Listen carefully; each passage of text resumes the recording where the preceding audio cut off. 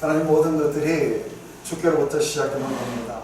주님께서 생명을 우리 코에 부어 넣으심으로 말미암아 우리가 살아있는 존재가 되듯이 하나님 먼저 우리를 사랑하시고 우리에게 은혜와 자비를 베푸셔서 우리도 또한 하나님 같은 삶을 살 수 있도록 우리를 그렇게 인치심을 감사드립니다. 하나님 오늘도 우리가 주의 아름다움을 보기 원합니다. 주의 생명을 우리가 느끼기 원합니다. 또 주께서 보여주신 그 생수로 우리의 가난 영혼들을 채우기를 원합니다. 그래서 우리는 살아있고 또 우리가 하나님처럼 살아가게 되기를 소망합니다. 하나님 오늘 이 시간 우리 가운데 오시옵소서. 예수님의 이름으로 기도드립니다.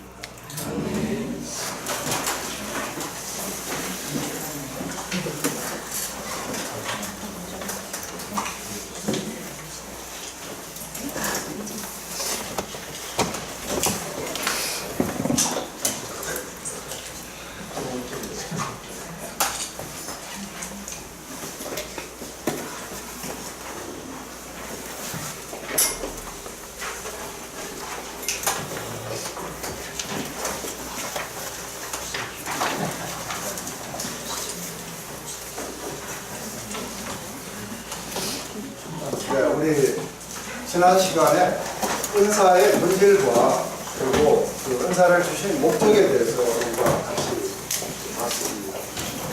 이거는 은사 자체보다 훨씬 더 중요한 것이 이제 은사란 도대체 뭔가, 그리고 그 은사를 우리에게 주신 목적은 뭔가.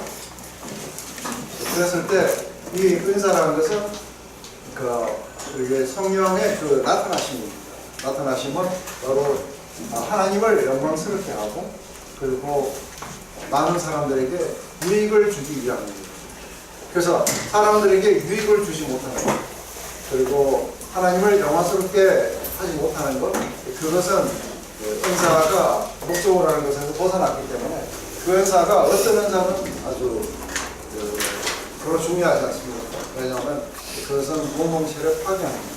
그런데 오늘 우리가 끝까지 보기로 원하는 건 은사를 사용하는 은사의 길입니다. 그래서 은사는 도대체 어떤 것을 따라서 우리가 사용을 해야 되는가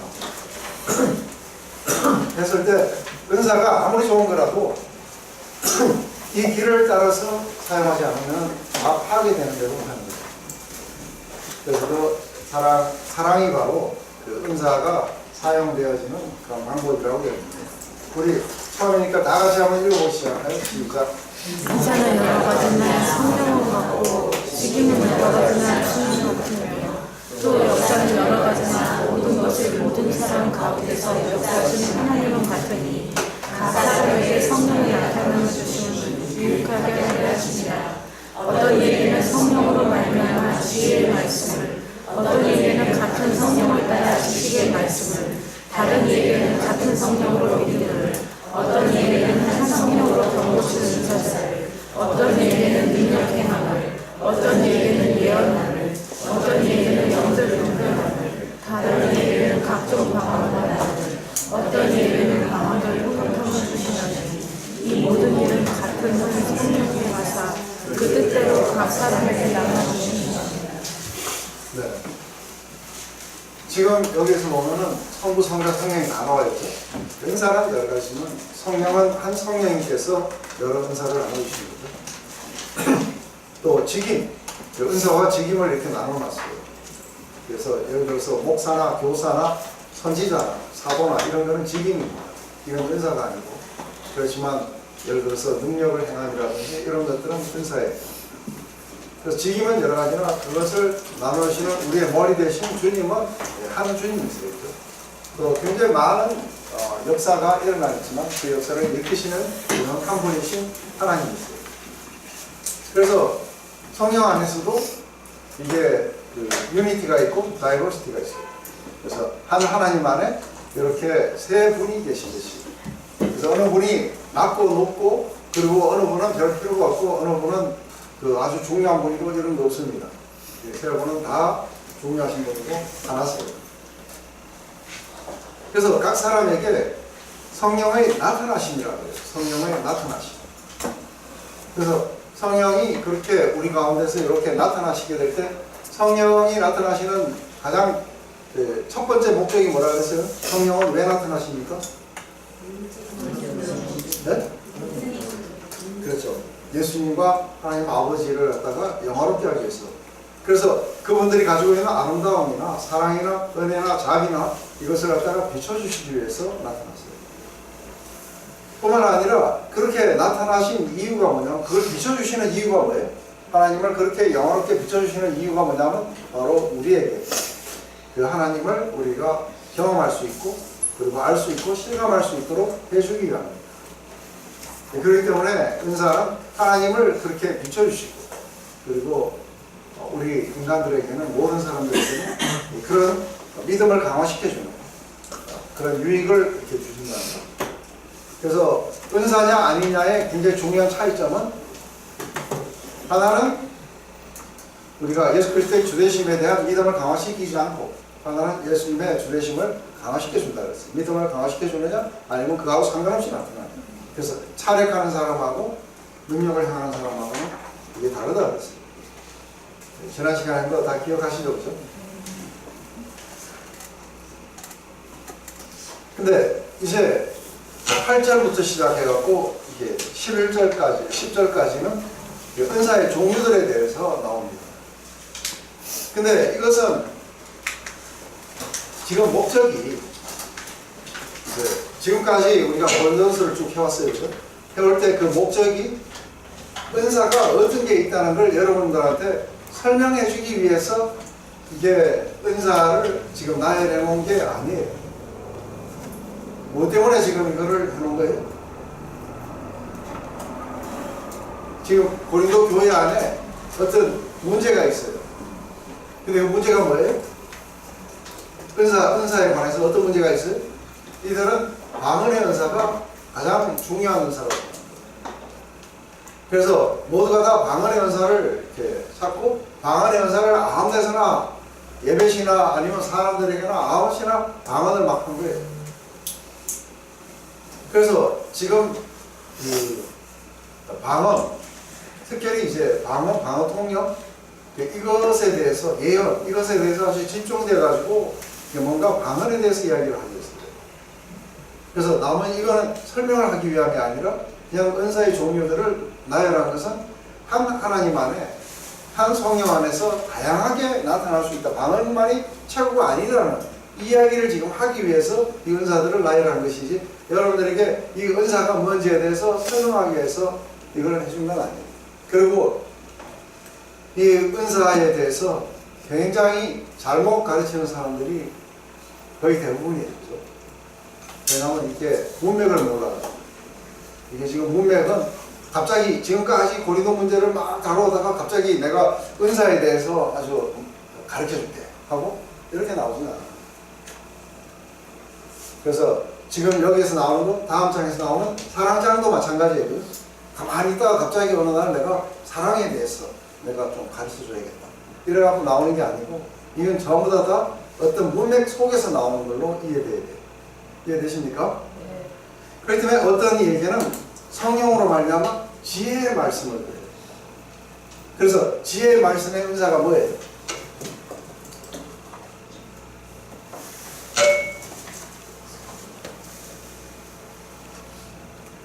이거 영적화해가지고 생각할 필요 하나도 없어요.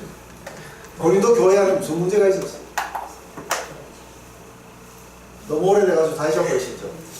학기 초로 돌아오시면, 그러죠. 인간의 지혜를 따라서, 인간의 지혜를 따라갖고 이렇게 하는데 하나님의 지혜예요. 그죠? 그래서 성령께서 나타나셔서 우리에게 인간의 지혜가 아닌 하나님의 지혜를 우리에게 가르쳐줬어요. 그게 지혜의 말씀이었어요. 특별히 여기서 이걸 하게 된 것은, 그거는 성령이 아니고는 아무나 가질 수 없다는 것을 맨 처음에 1장, 2장, 3장, 4장에 나온 것을 지금 여기 다시 이야기합니다. 그래서 지혜 말씀 연설을 갖고 어떤 사람이 아주 똑똑하고 지혜가 있다고 하고 저 사람이 지혜 말씀 연사다 아니에요. 그리고 지식 말씀, 어떤 얘기는 같은 성향을 따라서 지식의 말씀을 그래요. 그럼 지식 말씀 연사가 뭐예요?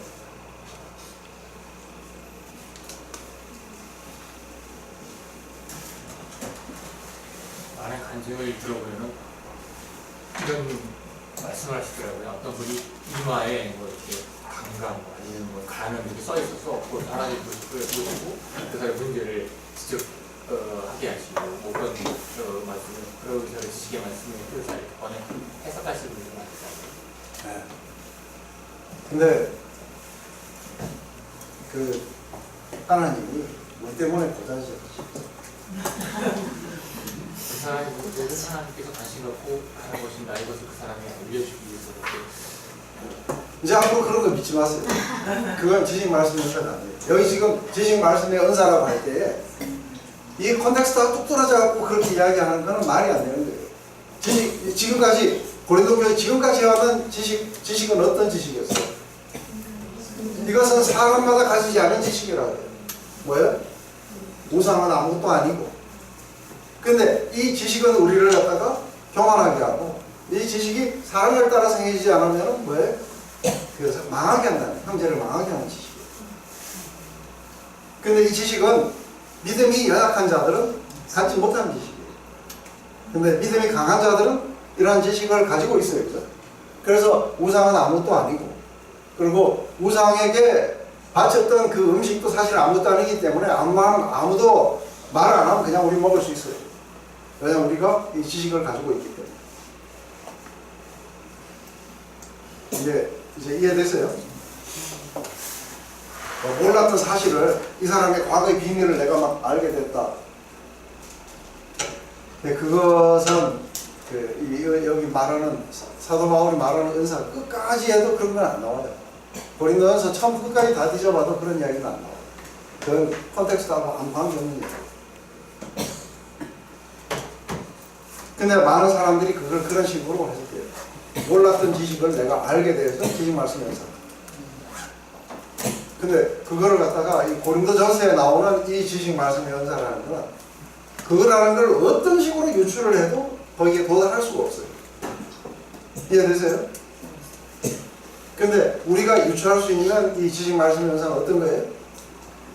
이거 아무나 갖는 게 아니고 성령으로 말미암아 우리가 확실하게 알게 되는 건 뭐냐면 우상은 아무것도 아니라는 거예요. 그래서 우상에 바치진 제물도 사실은 아무것도 아닌데, 근데 이게 우리가 가지고 있는 지식이라는 거예요. 그렇지만 이것은 아무나 다 갖는 게 아니다. 어떤 사람 믿음이 연약한 거로 그걸 못 갖는다. 그래서 성령의 역사로 우리가 그런 어떤 지식을 갖게 된다. 여러분들 다 이런 지식 가지고 계세요? 예수 그리스도 가장 하나님의 지혜인 십자가를 이해하세요? 네. 그러면은 여러분들은 지혜의 말씀과 지식의 말씀을 여러분들은 가지고 있는 거예요. 방금 질문한 저 사람의 마음을 이렇게 잘 알고 그 카운셀링 해주고 거기에 대해서 특별히 은사를 받았다는 건 없어요. 그러면? 그러니까 어쩌다가 일어날 수는 있는데 그 사람이 전문적으로 그렇죠. 어쩌다가 그게 일어날 수 있는데 그 사람이 전문적으로 받았다. 제가 지금까지 경험한 바로는 거의 대부분이 그게 직관이에요. 그래서 테마는 틀려요.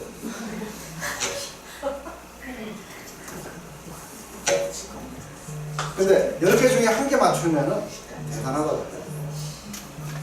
그걸 다 맞췄다. 그렇지만 제가 쭉 경험을 하면서 보면 거의 틀려요. 근데 맞추긴 하더라고요. 그러니까. 그런데 이제 제가 이야기하는 게 전쟁이도 그때 맞췄잖아요. 지난 시간에 제가 안 했나요? 그 전쟁이가 부인은 다른 남자가 있다 이래가지고 기가 막히게 맞춘 거예요. 근데 그게 은사예요? 아니죠.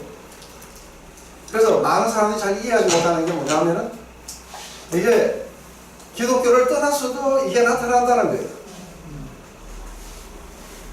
그렇지만 기독교를 떠나서 예수님 십자가를 갖다가 이해할 수 있는 그런 은사를 하는 게 없어요. 맞아요?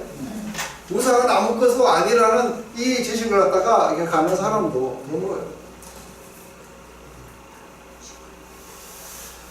그래서 또 다른 이에게는 같은 성령으로 이게 지금 계속해서 뭐예요?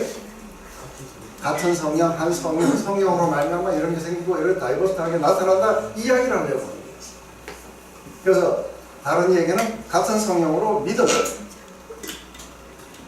또 그래서 이게 여기 나오는 이 믿음은 우리가 믿는 그 믿음을 말하는 건 아닌데, 왜냐하면 13장에 가면은 산을 옮길 만한 믿음이라고 이야기해요. 그래서 이것은 좀 더 아주 이렇게 강한 그 일반적인 그런 우리가 컨버전 할 때 믿었던 그 믿음하고는 좀 더 다르게 더 강한 것 같아요. 또 어떤 얘기는 한 성령으로 병 고치는 은사를, 이거는 예수님에게도 나타났고 사도들에게도 많이 나타났었어요. 또 어떤 얘기는 능력을 행한 거예요. 이것도 그 사도 바울에게도 많이 나타났어요. 근데 어떤 얘기는 예언한 거예요. 이게 이제 굉장히 많은 사람들이 오해하는 거예요.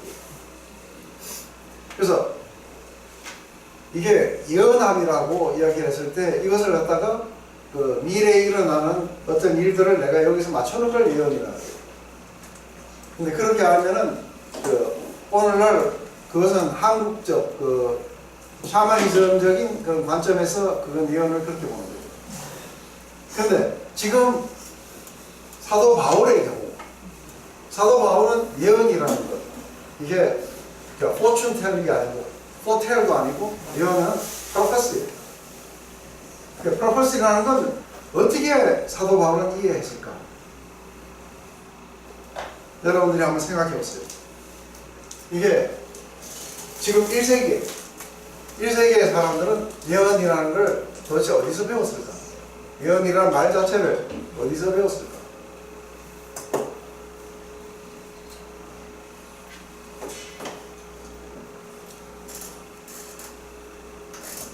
예언이라는 말을 어디서 따와요? 네? 아니요. 구약에서 가져와야죠. 구약에서 예언자가 있는데요. 그러면 구약에서 이 예언자의 역할이 뭐예요? 메시아가 오신다뿐만이 아니라 구약에서의 벌 받는다. 그렇죠. 이게 구약에서의 그 예언자들의 역할은 뭐냐면 왕이나 백성들의 잘못을 지적하고, 그리고 미래의 하나님의 심판과 하나님의 구원에 대해서 이렇게 말해주는 사람들이에요. 이게 예언이에요. 근데 이 예언은 특별히 누가 받았어요? 다른 쪽. 저 어쩌다 맞추네. 요거 겸손하세요. 불을 겸손하면 그것도 문제예요.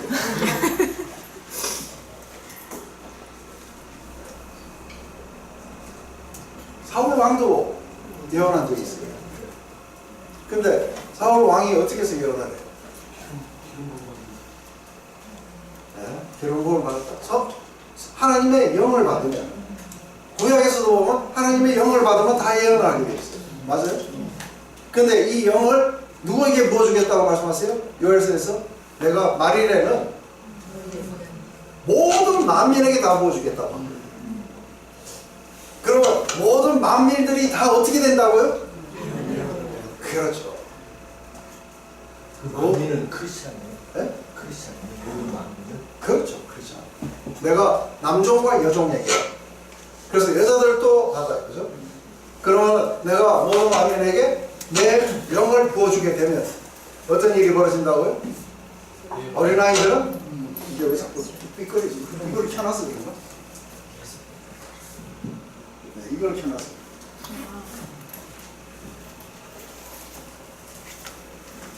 이제 괜찮죠? 잡아먹는 세상.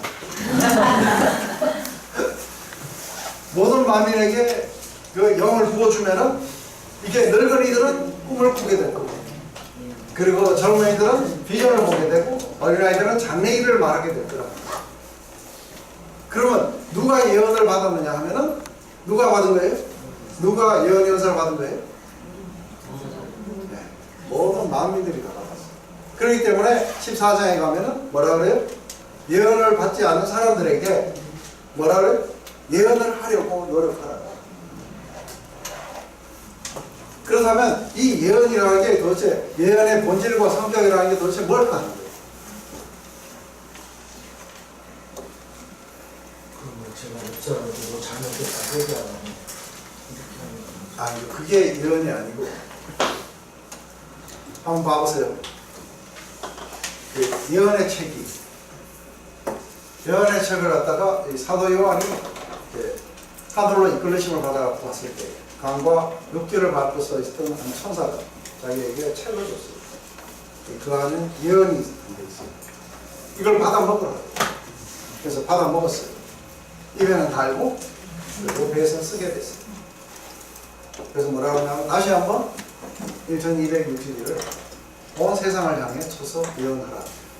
그것은 뭐예요? 하나님의 최종적인 심판이 오고 하나님의 구원의 때라고 이야기를 해주라고. 이게 복음이에요. 이 복음의 메시지가 실제적으로 예언자적 비전이라는 건 뭐예요? 예언자적 비전이라고 하는 그 이야기는 이게 예를 들어서 내년에 사업을 하실 거라든지 이러면 예언자적 비전이 아니에요. 뭐가 예언자적 비전이에요? 지금 상황이 어렵다 하더라도 하나님의 구원은 지금 오고 있다는 거예요. 우리 주님은 다시 오실 것이다. 아멘? 이게 예언자적 비전. 우리는 그 비전 속에 살아요. 그렇기 때문에 예언을 하려고 서로 예언을 해가지고 덕을 세우고 뭐 다른 사람의 믿음을 강화시켜주고 이렇게 하라고 하는 거예요. 이게 예언자들이 했던 거예요. 맞아요? 아모스가 뻥치다가 갑자기 올라가가지고, 그죠? 갑자기 올라가가지고 그 하나님의 이런 심판이 이러니 지금 돌이키라고 이야기를 했죠. 그러면서도 이 예언자들은 항상 뒤에 하나님의 구원에 대해서요. 그래서 하나님의 심판과 구원 이것을 갖다가 이야기해가는 이게 전부 다 예언자들이 했던 거예요. 그래서 현재 뭐가 이렇게 문제가 돼요. 그래서 지금 이게 이 복음이 이게 예언의 책이에요. 하나님이 세상을 이렇게 사랑하셨다는 것, 이것은 우리에게 일면적으로 그 복음의 한 단면이에요. 그렇지만 하나님이 우리를 심판하러 하신 게 아니라 우리를 구원하러 오셨다는 거예요. 그렇지만 이미 심판이 자행됐다는 거예요. 왜냐하면 그들은 복음을 받아들이지 않았다는 거예요.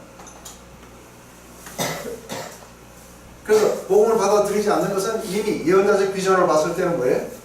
그 사람에게 심판이 임한 거나 다름없다는 거예요. 근데 그 사람이 복음을 받아들였다는 건 뭐예요? 이미 심판이 지나갔다는 거예요. 지금은 잘 몰라요. 받아들이고 안 받아들이고, 안 받아들이는 사람이 더 잘 살 수 있어요. 근데 예언자적 비전은 뭐예요? 그 사람은 평강의 길을 갈 거고 이 사람은 영원한 평화로 들어가게 될 거예요. 그래서 여기에서 보면은 이 예언이라는 것은 모든 사람이 받았다는 것을 가정하지 않으면은 예언하려고 노력하라고 말을 할 수가 없어요. 공중 예배 시에 예언을 하라고. 그래서 오늘 14장까지 쉬다 가야 되는데 지금 여기서 너무 많이 mov니다. 어떤 이들에게는 영분별하고 이야기를 하는데 이 영분별하면 쫙 보니까 음란의 영이 있다 이런 거 아니에요. 이거 뭐냐면 이게 정말로 복음적이고 하나님께로부터 왔는지를 갖다가 예언을 하게 되면 어떻게 돼요? 한 사람이 그 예언을 이렇게 이야기를 한다는 건 제가 이야기를 하면 이제 여러분들은 뭐예요? 나머지 사람들은 이게 주께로부터 왔는지 안 왔는지를 갖다가 지금 분별하는 거예요. 근데 분별을 못하는 사람은 아무거나 따라가게 돼 있어요. 맞아요? 특히 우리가 이게 영성훈련 안에서 영분별하면 뭘 말하느냐 하면 이 사람이 하나님께로 향하는지 안 하는지를 분별하는 이걸 또 영분별이라고 하죠. 그래서 이 사람이 하나님께로 향하고 있으면 이건 된 거예요. 그래서 이 영분별을 통해 가지고 이게 영성 지도에 굉장히 중요하고 영성 상담의 제일 중요한 문제는 뭐냐면 이 사람이 지금 하나님께로 향하고 있으면 이 사람이 지금 현재 엉뚱한 방향으로 간다고 싶은데도 이 사람은 곧 하나님께로 가고 있기 때문에 그걸 장려해줘야 돼요. 근데 이 사람이 굉장히 뭔가 좋아지는데도 불구하고 하나님께로 반대로 가고 있어요. 그러면 그거 안 됩니다. 그래서 요즘 너무 좋습니다. 다니엘 학습법 하니까 너무 좋다 이러면 지금 먼저 이해되세요?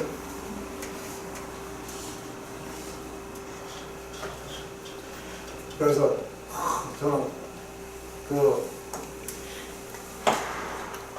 무슨 수도원에 가면은 아주 영향이 많은 분이 있는데 그분에게 가가지고 그냥 침묵하는 거예요. 이상한 거예요. 이해되시죠? 왜냐하면 이게 지금 하나님께로 가는 게 아니라 이상한 신비주의로 가지고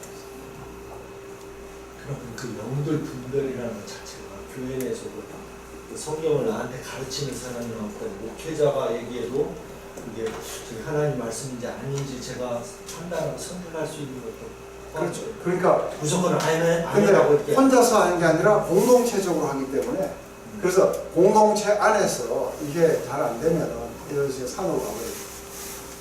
그런데 하나님은 틀림없이 그 안에 이게 하나님께로부터 오지 않았다는 것을 아는 사람들을 두신다는 거예요.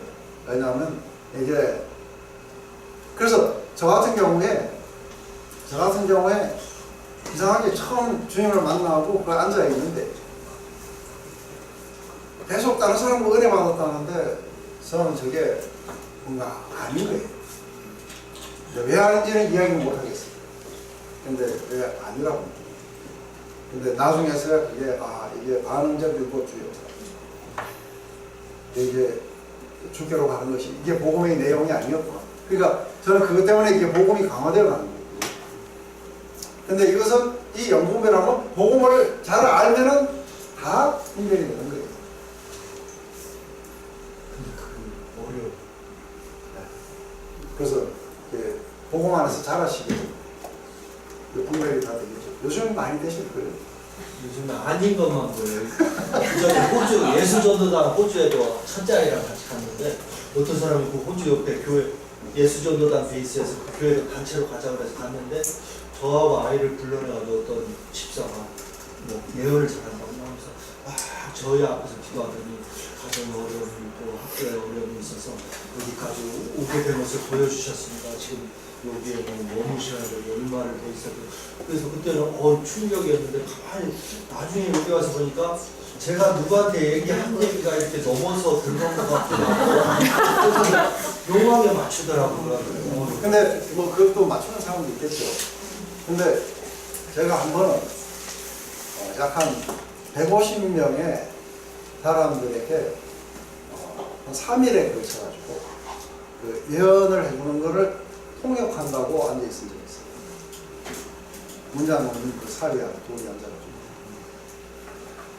그래가지고 다 끝나고 난 뒤에 그 마이클 윤이죠. 이 목사님하고 둘이 앉아가지고 누가 서로 먼저 말을 안 했었는데 목사님 먼저 말해요. 집사님 근데 금을 치는 것 같지 않아? 원래 딱 몇 가지가 있더라고요. 그래가 딱 들리면은 막 넘어가는 거 안 들리면 이상하다 하고 나가는 거고.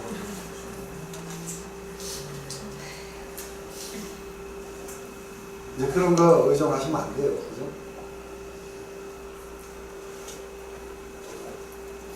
이제 지금 여기서 제일 중요한 것은 지금 그걸 하려고 하는 게 아니라 요걸 이야기하려고 하는 거예요. 예언, 영분별, 그 다음에 다른 얘기는 각종 방언을 말하고 어떤 얘기는 방언통을 요거 지금 이야기하고 싶어요.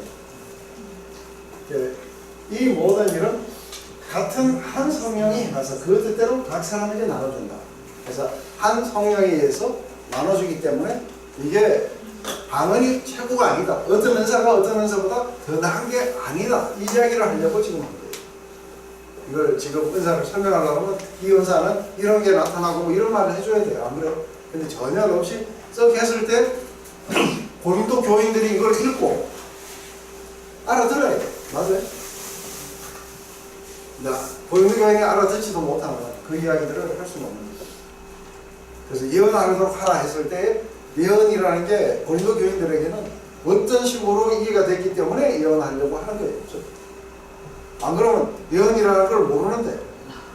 그래서 이거를 갖다가 문자적 따라가지고 제가 예언 연습시킨다고 그러면서 마음속에서 떠오르는 대로 해보라고 하면 저보고도 막 또 훈련 받을 때 그런 거 했었어요.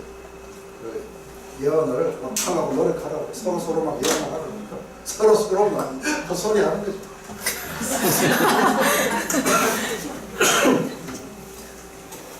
그래서 떠오르는 대로 막 하는 거죠.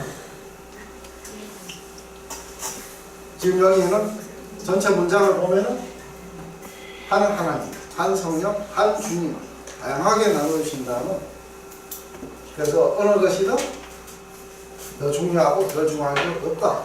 지금 이야기하려고 하는 건지 이해되세요? 이해가 되신다니까 아주 반가워요.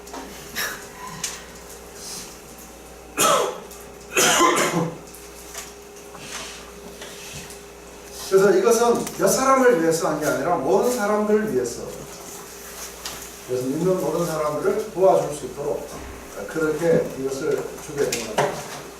그래서 중요한 건 뭐냐면 이게 뭐냐가 중요한 게 아니라 사람들을 어떻게 도와주고 사랑 안에서 세워줄 수 있을까, 이게 중요하다고 그랬어요. 그러면서 그게 더 강화되기 위해서 하는 얘기가 뭐냐면 지금 이제 그 다음 이야기가 뭐예요? 몸은 하나인데 많은 지체가 있고, 그래서 지금 4절부터 11절까지 이야기가 은사 설명이 아니라 한 몸에 여러 지체가 있다는 것을 설명하려고 하는 건지 이해되시죠? 그래서 몸은 하나인데 많은 지체가 있고, 몸에 지체가 많으나 한 몸이과 같이 그리스도도 그러합니다. 우리가 유대인이나 헬라인이나 종이나 자유자나 다 한 성령으로 세배받아 한 몸이 되고 또 다 한 성령을 맡게 하는 겁니다. 몸은 한 지체뿐이 아니라 여러 지체입니다. 계속 이야기하는 게 한 몸에 여러 지체가 있다는데, 근데 여기에서 이게 또 많이 오해돼요. 한 성령으로 세례를 받아 한 몸이 되고 다 한 성령을 마셨습니다. 마신 거는 보르게인 할 때 일어난 거예요. 그래서 내면할 수 있는 거고, 한 성령을 받은 거는 바깥에서 일어난 거기 때문에 성령 세례예요. 지금 만약에 그렇게 하고 설명을 하면 고린도 교인이 알아들을까요? 못 알아들어요. 지금 그 이야기를 하는 게 아니라 지금 여기 보면 유대인, 헬라인, 종, 자유자 이 모두가 다 하나가 될 수 있는 길이 어디에 있었어요? 그렇죠. 한 성령으로 말미암아 이들이 born-again함으로써 모두가 다 한 몸 안으로 들어가게 됨으로써 그걸 경험했다는 그 이야기 하려고 합니다. 이해되세요? 근데 이거 그렇게 가르치는 거 들어보셨어요? 이게 세례를 받은 거는 성령 세례고, 마시게 한 거는 born-again 할 때 성령을 받은 거고. 지금 이제 몸액 속에서 보면 얼마큼 엉터리인지 이해되세요? 그게 아니라 모두가 다 한 성령으로 말미암아 한 몸에 참여하게 됐다는 거예요. 이것은 우리가 born-again 할 때 우리를 갖다가 한 몸으로 만들어준 것은 그건 성령의 역사고, 그리고 우리 모두가 다 born-again 할 때 일어났던 그 성령의 역사로 말미암아 그리스도의 몸에 모두가 다 참여하게 되었다는 그 이야기를 지금 하고 있는 거예요. 내주하시는 성령이 그런 표현을 쓰잖아요. 네.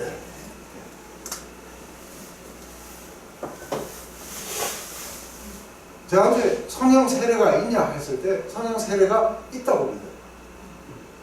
그렇지만 이 글이 그렇게 말하는 건 아니에요. 그래서 이게 저 스스로는 그리스도를 갖다가 믿을 때에 나타났던 그런 어떤 성령의 역사가 있다고 보죠. 네, 그래서 우리가 모두가 다 born-again에서 한 성령으로 들어가게 돼요. 근데 때로는 우리가 모두가 다 이렇게 복음을 전도하고 그러지만 하나님 그 증거인의 삶을 살기 위해서 하나님이 이제 성령으로 다시 한번 이렇게 세례를 준다는 것을 안 믿는 사람들이 있고 믿는 사람들이 있어요.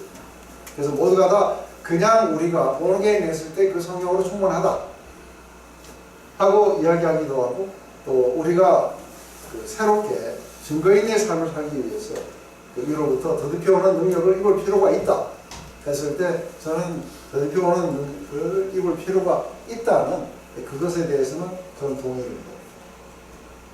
그래서 여러분들은 동의를 안 하실지 모르지만 저는 그것은 동의를 해요. 그렇지만 여기서 말하는 것은 이게 아주 다이버시티합니다. 다양함이 어떻게 그 유니티로 가게 되는가 했을 때 한 성령의 역사로 가게 됐다면 born-again 할 때 그때 이야기를 이야기한다고.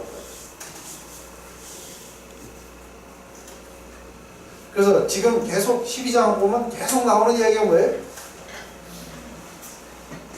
12장은 지금까지 계속해서 나오는 게 무슨 이야기를 하고 있는 거예요? 네? 그렇죠. 어떻게 하나로 들어가게 됐느냐 했을 때 이런 한 성령께서 이런 걸 이렇게 하고 한 몸으로 만들었기 때문에 그래서 한 몸으로 만들었기 때문에 무슨 일이 벌어지냐면 이런 일이 벌어진다. 그래서 이걸 신체로 이제 설명을 해요. 그래서 만일 발이 이르되 나는 손이 아니니 몸에 붙지 않았다 할지라도 이로 인해서 몸에 붙지 아니한 것이 아니요. 또 귀가 이르되 나는 눈이 아니니 몸에 붙지 아니하였다 할지라도 이로 인하여 몸에 붙지 아니한 것이 아니요. 만약 온몸이 눈이면은 듣는 곳은 어딘가 온몸이 듣는 것이면 냄새 맡는 곳은 어딘가. 그러나 이제 하나님이 원하시는 대로 각 지체를 각각 몸에 두셨습니다. 만일 다 한 지체뿐이면 몸은 어딘가. 이게 지체가 많으나 몸은 하나라. 눈이 손들어 내가 너를 쓸데없다 하거나 또한 머리가 말들어 내가 너를 쓸데없다 하거나 하지 못하리라. 이뿐 아니라 몸에 더 약하게 보이는 지체가 도리로 여기 나오고 우리가 몸이 덜 귀히 여기는 그것들은 더욱 귀한 것들로 입혀주며 또 우리의 아름답지 못한 지체는 더욱 아름다운 것을 얻고 우리의 아름다운 지체는 요구할 것이 없으니 오직 하나님이 몸을 고르게 하여 부족한 지체에게 종기를 주어서 몸 가운데 분쟁이 없고 오직 여러 지체가 서로 같이 하여 돌아보게 하셨으니 만일 한 지체가 고통을 받으면 모든 지체도 함께 고통을 받고 한 지체가 영원을 얻으면 모든 지체가 함께 즐거워한답니다. 지금 이걸 갖다가 4절부터 여기까지 쫙 읽어보면 한마디밖에 없어요. 계속 똑같은 이야기를 이만큼 수도 없이 반복하고 있어요. 그 이야기가 무슨 이야기예요? 네, 그것은 어느 은사가 더 귀하고 어느 은사가 덜 귀하고 더 가치 있고 뭐하고 하는 게 아니라 이 모든 것들은 전부 다 성령이 나타나시게 함으로 해서 한 몸으로서 우리가 역할을 하도록 하기 위해서 우리에게 나눠준 그런 지체인 것이다. 그러니 뭐 내가 너를 필요가 없다. 저거는 필요 없는 은사다. 이건 필요 있는 은사고 저건 아주 귀한 은사다든지 이런 것들이 빙하던 부분 안에서는 제 말씀 연사를 아까 윤종신 형님 이야기 같은 그렇게 알았어요. 그래서 그것과 예언의 연사를 포춘태라듯이 그렇게 알았어요. 이 두 가지를 해야 목사가 될 수 있어요. 그게 아주 소중한 은사라. 이게 지금 정면으로 뭐하고 지금 부딪히고 있는 거예요. 성경의 말씀하고 부딪히고. 그래서 성경의 말씀이 이렇게 어느 은사가 더 귀하고 어느 은사가 덜 귀하고 이렇지 않다 하면 말 좀 들어야 될까?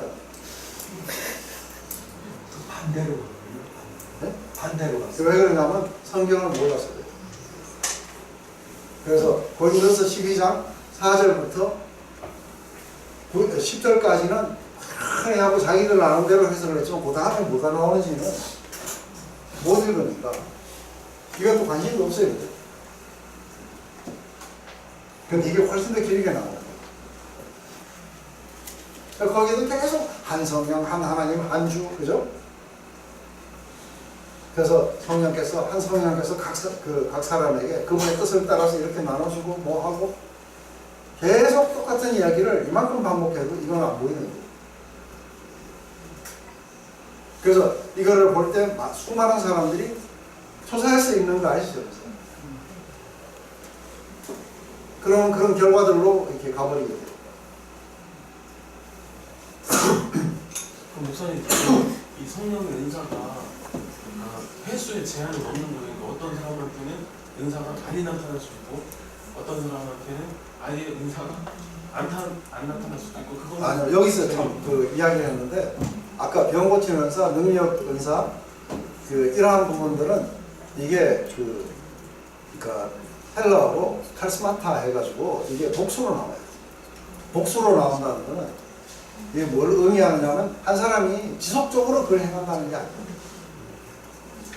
그래서 이게 한 사람에게 나타났다가 사라지기도 하고 또 다른 사람에게 나타나기도 하고 그래서 이거는 한 사람이 지속적으로 소유해갖고 내가 병 고치는 은사가 있으니까 전부 내한테 오라 하고 이건 잘못됩니다. 은사 전문은 없는 거예요. 요새 저 사람한테 병 고치를 한다. 이거 병 고치를 하면 저 사람한테 한다. 그것도 안 했어. 그럼 은사가 하나도 없는 사람도 이 사람을 회복시키기 위해서 간절히 기도해 보세요. 병 고치세요. 그죠? 나타나요. 그리고 프론티어에 나가보세요. 선교지에 나가가지고 하면은 은사하고 뭐가 없어요. 거기서 누구나 나가. 근데 그게 사람들에게 복음이 전파되고 사람들에게 예수님의 주되심을 갖다 믿게 하고 하는 그 일에 자기가 헌신해하고 들어가면서 하게 되는 거예요. 하나님이 그것을 갖다가 강화시켜 주시기 위해서 때로는 거예요. 그래서 한번 봐보세요. 사도 바울 봐봐요. 사도 바울에게 병 고치는 은사가 있다는 거 아세요? 네? 그 사람은 그냥 가지고 있던 뭐예요? 손수건만 잡아도 다 나은 건데 디모데에게 뭐라고 하는데? 디모데가 이제는 물만 먹지 말고 포도주를 좀 사용하라. 디모데가 병이거든요. 아버지 싸바람 하면 끝나는 거거든요. 잘못 알고 있는 거예요. 그리고 교회 내 이분은 병 고치는 은사 받으신 분, 이분은 예언 은사 받으신 이렇게 불평하는 건 넌센스가 그렇게 구분한다는 자체가 잘못돼요. 그리고 자기도 아팠어요. 사도 바울 자기도 아픈데 그러니까 안 나와요. 그래서 누구예요? 조영희 목사님도 그랬다 하더라고요. 막 해갖고 병 고치는 게 막 나타날 때 하나님 된다. 그래서 이게 그 복수로 나타났다는 것은 뭐냐면 이게 이제 은사라는 게 그 매니페스트예요. 매니페스트라는 건 이렇게 드러났다가 사라집니다. 근데 그것은 성령께서 그분의 뜻을 따라서 이렇게 나눠주시기도 하고 드러났다가 없어지기도 하고. 근데 이게 은사라는 게 어떤 분이 이렇게 설명하는 것 가운데 굉장히 멋있는 게 뭐냐면 이게 크리스마스 추리 같아요. 딱 그때가 되면 나타났다가 사라야 되지. 2월달에 크리스마스 추리가 지저분해집니다. 그럼 목사님 이게 동시에 같이 나타날 수 있어요. 만약에 지연사를 받으면 동시에 분별력이 생기고 동시에 어떤 지식이 옳고 그름이 분별이 되고 이런 것도 동시에 이렇게 일어날 수도 있는 거죠. 그런데 문제는 사도 바울이 그것에 관심을 갖지 말고 그 관심을 가져야 되는 부분이 있다는 것을 말해주기 위해서 지금 이런 이야기를 하고 있어요. 근데 많은 사람들은 그거는 별로 요거 이렇게 주어지는 은사는 뭘까 하고 그거는 좀 약간 하는 거죠. 그래서 지금 한 몸 안에 여러 지체가 있기 때문에 그래서 눈이 알더라도 넌 필요 없다고 이야기할 수가 없다 하는 것처럼 더 귀하고 덜 귀하고 그러니까 오히려 덜 귀한 것 같은 것들이 훨씬 더 그런 게 귀팔 때는 새끼손가락이 치고요.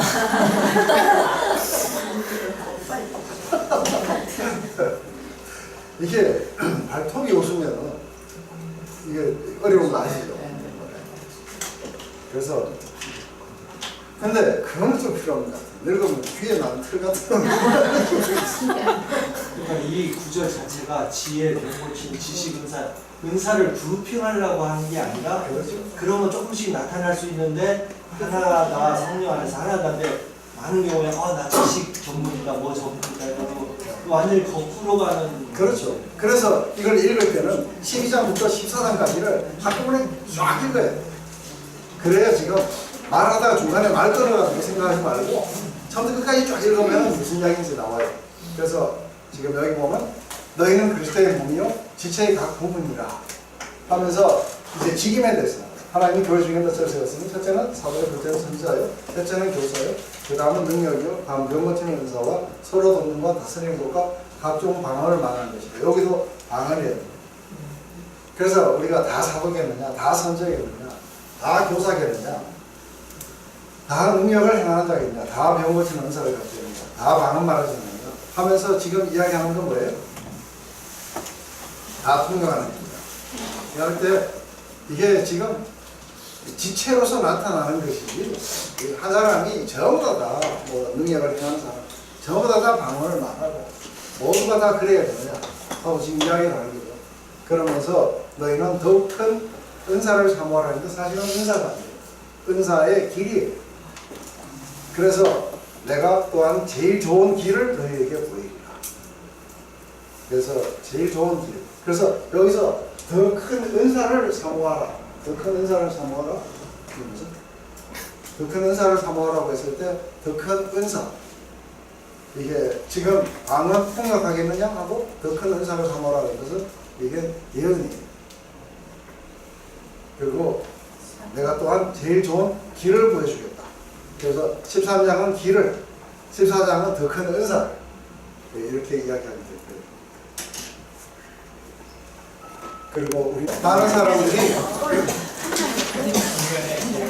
내주하시는 성령님, 또 내주하시는 성령님이라는 그런 어떤 이야기를 한다고 했을 때 그것은 성령이 내주하신다는 그 이야기가 아니라 초월하시는 하나님과 그리고 친밀하신 하나님. 그래서 우리는 하나님을 우리의 수혈처럼 친밀하게 우리 안에 와서 쓰거든요. 근데 하나님이 우리 안에만이 계시는 것이 국한되어 있는 게 아니라 하나님은 우리가 알 수 없는 그 영역 속에도 계세요. 그래서 우리를 초월하시기 때문에 그 초월하신 하나님을 우리가 알기 위해서 향신기도니 아주 침묵기도니 이렇게 하고 그 하나님을 만나기 위해서 무지구령을 뚫고 가는 사람도 있고 그래요. 그죠? 그렇지만 결코 하나님을 그렇게 우리가 알 수가 없는, 나중에 가면은 우리의 모든 것들을 초월하신 하나님이기 때문에 어떤 방법을 써도 우리는 알 수가 없는 하나님이 계시지만 우리에게 알려주신 하나님이 계세요. 그리고 아주 친밀하게 우리에게 다가와서 대화를 나누시고 사랑을 나누시는 하나님이 계세요. 성령이 우리 안에 있고 바깥에 있고 이런 게 아니라. 이게 이해되세요? 네. 또 다른 부분은 뭐냐면 이게 역대에 어떤 대부흥 같은 것들이 일어날 때예요. 예를 들어서 이 모라비안들은 종교 계획이 일어날 때 전부 다 예수 그리스도를 받아들였어요. 근데 구교와 신교의 이 전쟁이 일어나는 바람에 다시 구교의 영토에 갇혀버렸어요.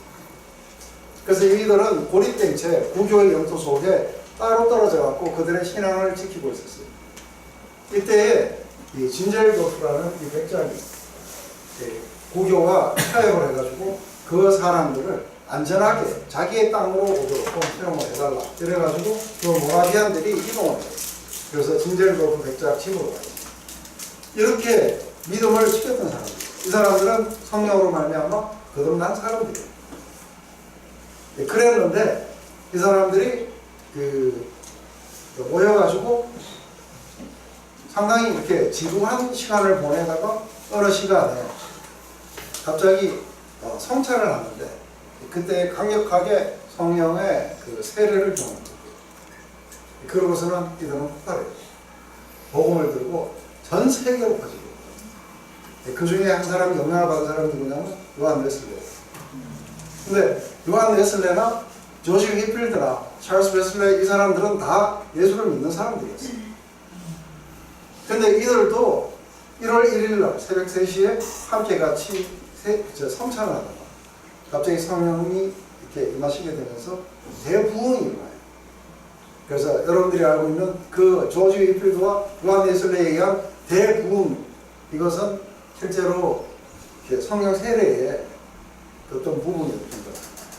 그렇기 때문에 특별히 이 전거인의 삶을 살게 하고 이렇게 했을 때 나타나는 이런 성령 세례라는 건 저는 굉장하다고 봐요. 그래서 사실은 저는 많은 사람들에게 복음을 전해서 이 사람들이 예수 그리스도를 믿게 되고 그리고 믿음의 길을 걸어가게 되고 이것도 많이 봤지만 정말로 간절히 원했던 것은 하나님 한번 제가 살아있을 때 한번 대부흥이 일어나는 걸 한번 보고 싶습니다. 하나님의 역사가 정말 완전히 이렇게 휩쓸고 지나가게 되는 것을 보기 원합니다. 그런데 이러한 것들이 지금 세계 곳곳에서 일어나고 있는 데가 있다는 거예요. 이때는 이제 인간의 이성으로 설명이 안 돼요. 갑자기 막 깽단 구멍이 막 가다가 갑자기 막 컵을 털어가지고 그리고 교회를 향해갖고 리펜트를 한다든지 이런 것들은 어떻게 말로 설명을 하고 뭐 예수 그리스도 십자가를 뭐 설명하고 이래갖고 일어나는 이야기들이 아니에요.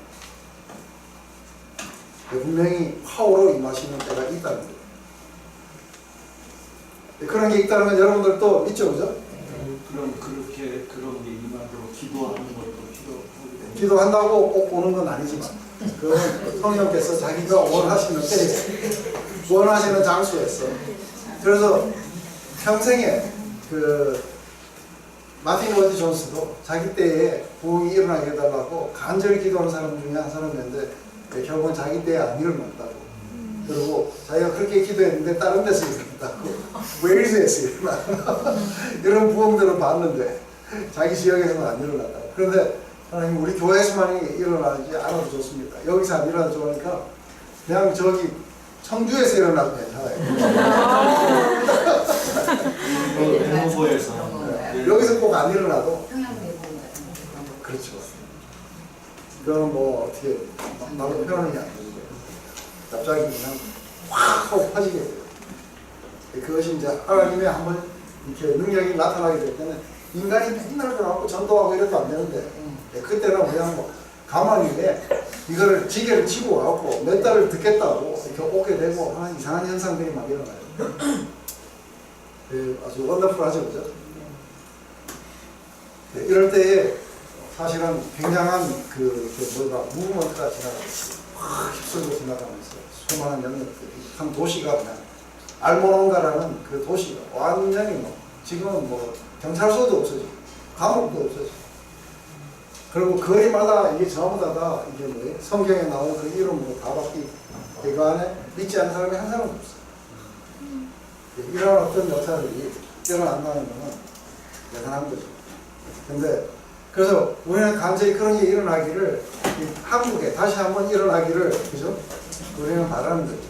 그렇지만 그렇다고 해서 우리가 개인 전도를 해가지고 그 사람이 예수 그리스도를 받아들이고 그리고 성령에 어디서 오는지 어디서 와서 어디로 가는지 이 알 수도 없는 그 바람에 의해서 이 사람이 오는 날 갑자기 예수 사랑해요 하고 찬양을 하기 시작하고 이런 것도 굉장히 중요한 거예요. 그리고 그렇게 한 사람이 끊임없이 성령의 충만으로 말미암아 주님을 더 깊이 사랑해가고 더 복음을 더 깊이 깨달아가는 것도 굉장히 중요한 거예요.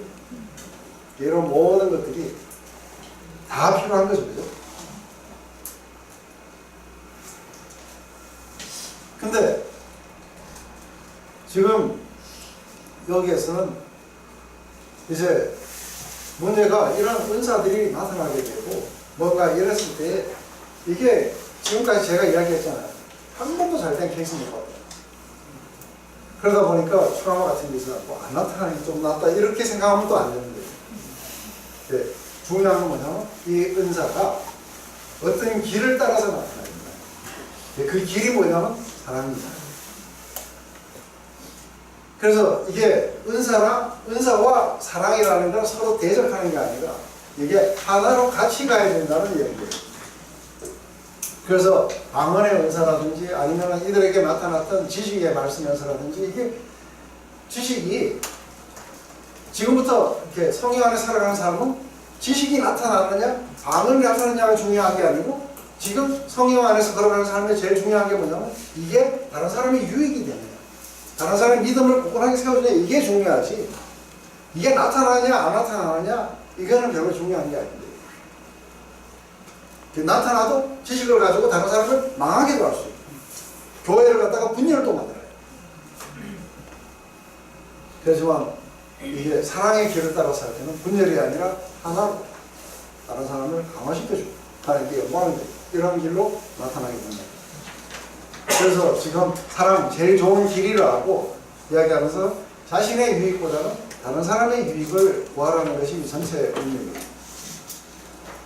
그래서 자신이 영적이라고 하면서 이들은 참지 못하고 여러 가지 우상 숭배나 탐심이나 또 지식과 지혜라는 이름하에 십자가 메시지를 거부를 하고 그리고 사도 바울을 아주 이상한 사람으로 보기도 하고 믿음이 약간 형제를 망하기도 했어요. 그리고 금욕이나 지식이나 방언 이런 걸 가지고 그 형제들을 갖다가 낙심시키고 우상 숭배로 빠지게 하고 그러면서 그리스도의 진정한 믿음인 사랑은 사라집니다. 그래서 제일 먼저 13장 1절부터 3절까지는 사랑이 꼭 필요하다는 거예요. 사랑의 필요성을 하고 그 다음에 4절부터 6절까지는 사랑이란 도대체 어떤 특성을 가지고 있는지 그리고 8절부터 13절까지는 사랑의 영원성입니다. 그래서 여기서 말한 이 사랑은 예수님의 십자가 안에서 발견된 그 사랑을 이야기하는 거죠. 그래서 어떤 개념이 아니고 그 어떤 동기를 말하는 것도 아니고 그리고 그 행위를 수반해야 되는 거죠. 그래서 어떤 행위를 가지고 이야기를 합니다. 그래서 제일 먼저 사랑의 필요성이 다 같이 읽어볼까요? 시작.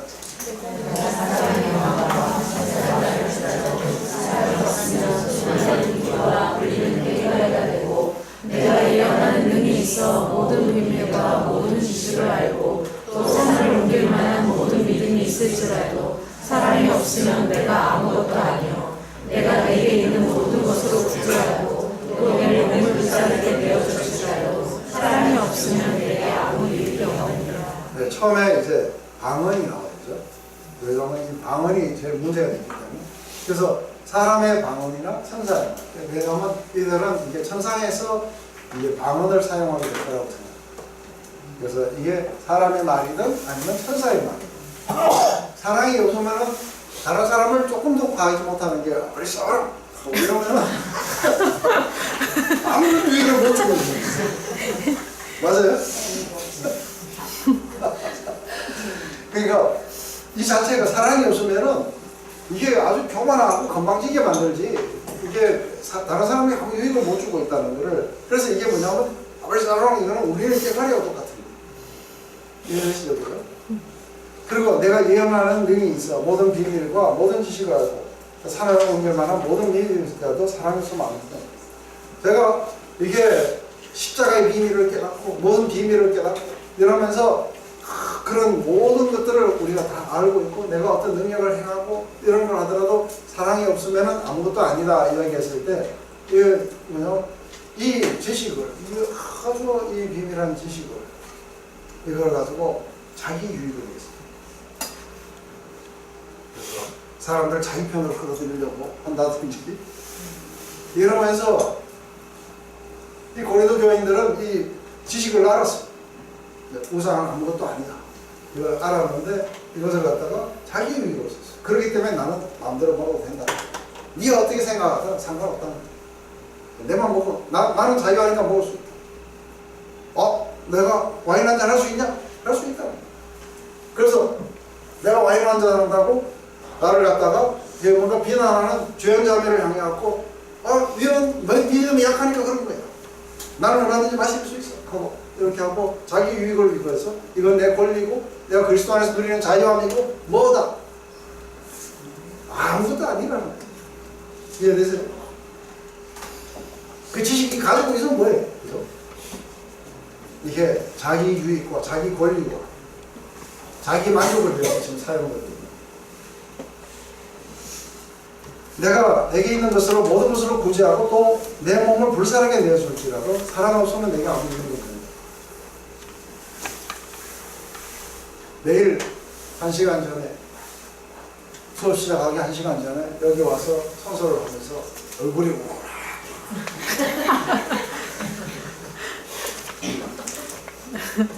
어찌 이런 훈련을 받으면서 이걸 하는 사람이 내밖에 없냐. 더군다나 오늘 늦게 온 사람도 있다. 제가 아니 여기 모임에 오는 사람들 쓰레기를 떨어뜨리나 그 다른 생각하셨어요. 모든 데서 사랑 빠지면 다 그냥 마지막에 자린고기처럼 살다가 마지막에 죽을 날에 꼴까닥 하려니까 그냥 장학금 내버리고 가버려요. 그게 무슨 유익이 있겠냐. 그래서 유익은 조금 있긴 있어요. 그러지 말고 평소에 사랑으로 살라는 게 더 중요하지 않습니까?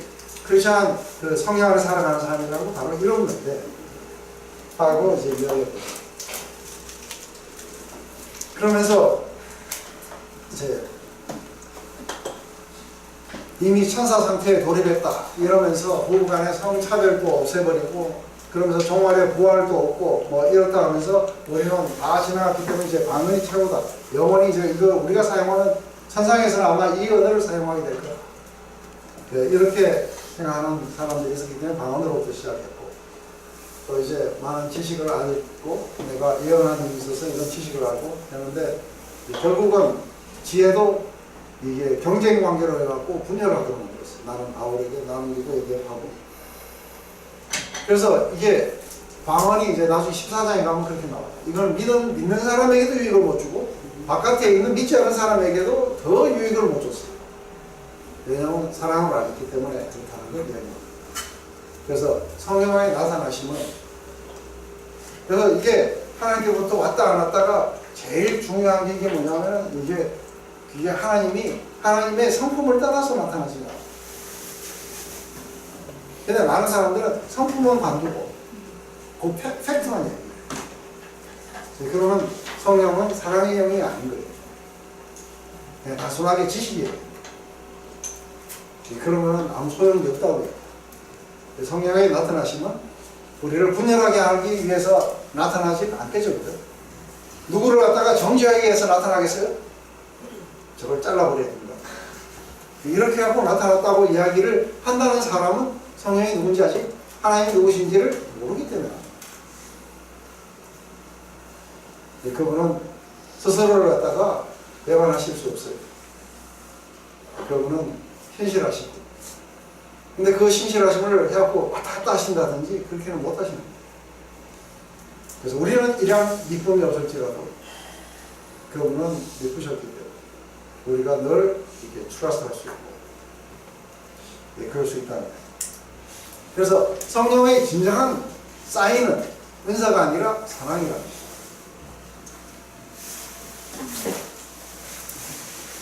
그래서 사랑의 특성이 뭐냐 했을 때 사랑은 오래 참고 온유하며 그 다음에 투기하는 자가 되지 않으며 자랑하지 않고 교만하지 않고 무례히 행치 않고 자기 이유를 치 않고 성내지 아니하고 악한 것을 생각하지 않으며 불의와 함께 기뻐 아니하며 진리와 함께 기뻐하고 그래서 제일 먼저 앞에 나오는 것은 사랑은 온유하고 그리고 오래 참는다.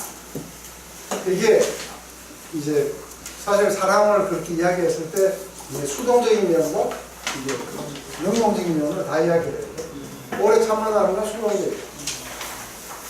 그래서 사랑 때문에 우리는 많은 사람들을 어떤 상황이나 아니면 어떤 사람들이나 이런 거를 오래 참지만 이게 참는 것만으로 해서는 하고 이렇게 있는 게 아니라 온유하다는 것은 이게 친절을 나타낸다는 거예요. 다른 사람들에게 친절하게 말하고 이렇게 하는 것은 능동적으로 나타나는 이 두 가지가 아니에요. 하나는 수동적으로 우리는 참기도 하고 그리고 밖으로 드러날 때는 친절로 드러나고 그러면서 이제 그 뒤에 나타나는 8가지 중에서 5가지는 이 교회의 문제하고 아주 직결돼요. 투기했어요. 경쟁 구도를 가지고 있었고 다른 사람들 갖다가 투기한다는 질투한다는 거죠. 그리고 좋은 은사를 가진 사람을 보면 질투하게 되죠. 또 서로 지혜라는 그 관점 속에서 나는 바울에게 나는 해갖고 이런 어떤 질투 이들은 이게 자랑했어요. 자기 리더를 자랑하기도 하고 또 누구를 자랑했어요? 또 자기가 가지고 있는 지식을 자랑했고 그리고 자기 은사를 자랑했어요. 이들은 아주 그러니까 이렇게 지식 때문에 상당히 교만으로 갔었어요. 자기가 이런 지식을 가지고 있다는 것을 아주 내세우고 이렇게 하고 그래서 지식은 우리를 교만하게 하지만 사랑은 덕을 세운다. 무례하게 행했어요. 사도 바울에게만 무례하게 행한 게 아니라 좀 그 자유인의 출신들 이 사람들은 성찬 때 모산한 사람들을 굉장히 아주 마치 필요 없는 자처럼 그렇게 무례하게 행했어요. 그리고 자기 유익을 묻지 않았는데 전부 자기 유익을 구하는데 다 사셨어요. 그러면서 사랑은 성내지 않고 악한 것을 생각하지 않는다. 악한 것을 생각하지 않는다는 것은 다른 사람의 잘못을 갖다가 늘 마음속에서 기억하지 않는다는 거예요.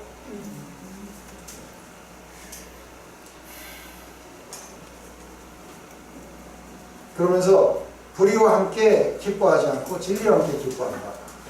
이것까지가 이제 사랑의 그런 어떤 부정적인 그런 부정적인 어떤 특성들이 8가지가 나오는데 그 안에 거의 대부분은 고린도 교회의 문제하고 직결입니다. 그러면서 이제 사랑의 이제 모든 것에 나와갖고 나온 것은 참고 믿고 바라고 견뎌낸다 하는 것이 이제 이게 사랑의 포지티브한 방향이죠. 그래서 모든 것들을 우리가 참고 믿고 여기서 믿는다는 것은 그 모든 것이 다 잘 될 거라고 믿는 게 아니라 그 사람들이 베스트가 나오도록 늘 믿어준다는 그런 그리고 늘 다른 사람의 그런 어떤 무례나 뭐나 이런 것들에 대해서 그 자리에서 지적하지 않고 그리고 그것을 갖다가 견디면서 하는 이유가 뭐냐면 믿기 때문에 지금은 어린아이 같지만 그래서 사도 바울 보면 그런 형제들을 보고 싶어 하고 이래요. 예, 이게 이제 목회를 해보면은 이게 이제 줄줄줄줄 이렇게 막 늘어져요. 이쪽에서는 막 그 다른 사람을 이미 돕는 수준에 가가지고 열심히 봉사하는 사람이니까 이쪽에서는 왜 이런 걸 안 해줘 어쩌죠 하고 뭐 그런 어린아이와 같은 그런 어떤 모습이 있는가 하면 점점 자라면서 이게 되는데, 근데 이제 요 다음번에 나오는 우리가 어린아이의 일과 어른의 일이 어떻게 다른지 그 부분에 대해서 우리가 한번 목사님 방금 말씀하신 그 사랑 구절, 그게 방금 어떤 사람은 성장하면서 변화된다는데 저 같은 경우는 좀 암송한 지 굉장히 오래된 것 같은데 그냥 제자리 지금 제가 보니까 모든 것들을 참 잘 참으시는 것 같아요. 그리고 바라봄 있고 참아내고 있어요. 그래도 제자리인 것 같은데 이게 어떻게 그리고 우리 가족이 언젠가는 그렇게 하나님 안에서 그런 어떤 시간을 가질 것이다 하고 지금 믿으시죠. 아멘. 아멘. 그 형님 처음 보셨는데 막 웃는데요. 왜 웃는지 모르겠어요. 여기 지금 3년째 하고 있어요. 우리 이거 한번 다 같이 볼까요? 사랑은 언제까지나 영원도 패하고 강원도 그치고 지식도 패하리라. 우리가 부분적으로 알고 부분적으로 일어나니 존재하는 것이 올 때에는 부분적으로 하는 것이 패하리라. 내가 어렸을 때는 말하는 것이 어린아이와 같고 일하는 것이 어린아이와 같고 생각하는 것이 어린아이와 같다가 장사한 살을 위해서는 어린아이의 일을 버렸다. 우리가 이제는 거울로 보는 것 같이 신뢰하나 그때에는 얼굴과 얼굴을 위하여 보십시오. 이제는 내가 부분적으로 하나 그때에는 주께서 나를 아실 것 같이 내가 온전히 아니라. 그런즉 믿음, 소망, 사랑 이 세 가지는 항상 있을 것인데 그중에 제일 큰 사랑이라. 이 사람 방언이 영원할 줄 알았어요. 방언이 영원할 줄 알았어요. 그래서 천상에서도 방언을 할 줄 아는데 방언이 그친다는 거예요. 그리고 다른 어떤 은사들이 이게 영원할 줄 알았더니 은사들도 다 그친다. 더 이상 은사도 필요 없고 아무것도 필요 없는 시간이 온다. 주님이 다시 오게 되면 이제는 뭐예요? 주님이 다시 오셨을 때 우리가 믿음도 그치게 돼요. 소망도 그치게 돼요. 맞아요? 네. 더 이상 이루어진 소망이에요. 현실화된 믿음이라는 건 없어요. 현실이니까. 맞아요? 이제 더 이상 우리는 거기 갔어도 우리가 당신이 나의 주님인 것을 믿습니다. 그것도 모르냐. 그러니까 믿는다는 말이 이제 없어요. 믿습니다가 아니라서 그냥 보고 안 하는 거예요. 보고 알고 경험하는 거지. 이제 믿는 것도 없고 나는 더 그런 날이 올 거로 소망합니다만 이미 왔다 그랬습니다. 없어요. 근데 거기서 여전히 사랑은 있는 거예요. 맞아요. 그러니까 믿음도 소망도 거치고 방언도 거치고 모든 은사도 다 거치고 그렇지만 뭐 하나는 계속 가는 거예요. 사랑은 계속 가는 거예요. 지금은 우리가 다 내가 방언을 한다든지 아니면 방언 통역을 한다든지 예언을 한다든지 내가 지식을 가지고 있다. 이건 전부 다 부분적인 수밖에 없다는 거예요. 왜냐하면 지금 우리가 알고 있다는 거예요. 하나님을 생각하면은 안개 낀 것 같지 않아요? 미세먼지 많은 날. 뭐가 명확하지 않아. 근데 요새처럼 거울이 또 되게 좋으면은 그래도 뭐 그렇긴 하고 이거 다 보이는데 옛날에 거울이 좋았겠어요. 그냥 이렇게 뿌리 같은 거 가지고 이렇게 하고 보니까 형체는 알겠는데. 그렇게. 그러니까 거울을 보는 것처럼 전부 다 희미하게 그렇게 다 알고 있는 이것들은 완전한 것이 오시면 다 없어진다는 거예요. 근데 내가 어렸을 때는 말하는 게 어린아이 같고 생각하는 게 어린아이 같고 그러다가 장성한 사람에 대해서는 어린아이 일을 버렸다. 이 말은 뭐예요? 어린아이 특징이 뭐예요? 어린아이 특징은 자기의 유익을. 그래서 우리가 자녀를 교육을 시킬 때 얘를 하바대에 보내냐 안 보내냐가 중요한 게 아니라 얘를 어른으로 성장시켰느냐 안 시켰느냐가 굉장히 중요해요. 하바대에 가가지고도 자기밖에 몰라요. 그래서 왜 그 세상에서는 그런 학교에서 이걸 뽑을 때에 이게 얘네들이 정말로 그 사회 봉사를 어떻게 하고 있는지 얘가 자기만을 위한 건지 아니면 그 다른 사람을 위해서 하는지 이거를 갖다가 봐가지고 뽑을 때 우리는 그것도 가짜로 만들어내요. 미국 대학도 조현민이가 USC 나왔다는 얘기가 보통 그러니까 이게 문제가 되는 게 뭐냐면 추천서를 써달라면 그 사람들은 그렇지 않은 거 추천서 안 써줘요. 근데 우리는 써줘요. 안 써주면 큰일 나니까. 그러니까 그 사람들은 자기들 시스템 속에서 추천서를 써왔으니까 그런 줄 알고 믿고 받아들이는데 보니까 아닌 거예요.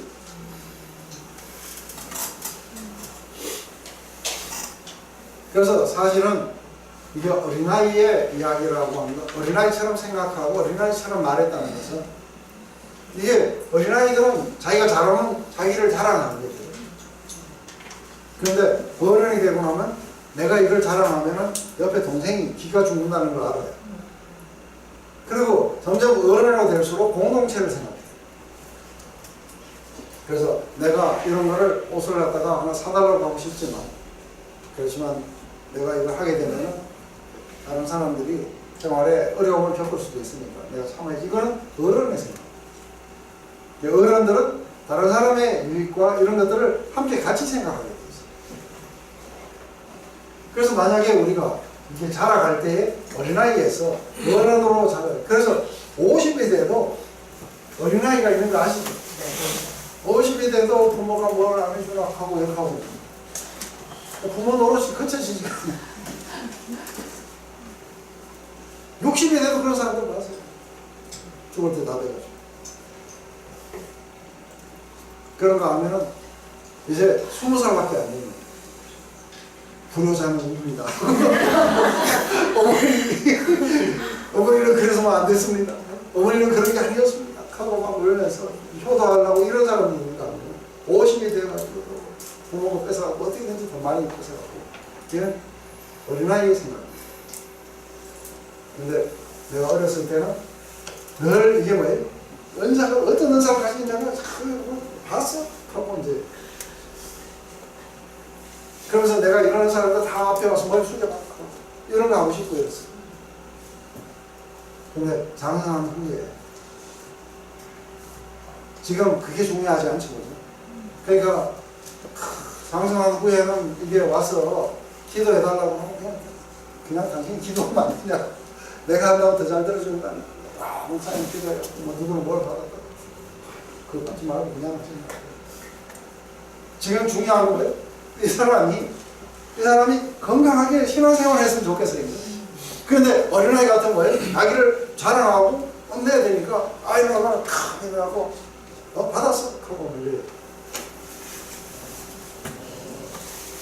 그러니까 이게 뭐 기도를 해주는 사람, 저거 안 해주는 사람, 받는 사람이든 이게 어린아이가 있다는 게 이해되세요? 네, 어릴 때는 어린아이처럼 말하고 어린아이처럼 행동해요. 어린아이처럼 관심도 그런 데 있습니다. 장성한 후에 이제 그래서 지금 뭐 저보고 무슨 뭐 연애 은사가 나타나니까 뭐 무슨 대단한 뭐 사회 옮길 만한 믿음이 있으니까 뭐 합니까? 나타날 때 되면 나타나겠습니다. 아니면 그 신경 쓸 필요가 별로 신경 쓸 필요가 없어요. 그러면 부집회나 안수집회 이제 그만 가고 옆 사람들 사랑하면서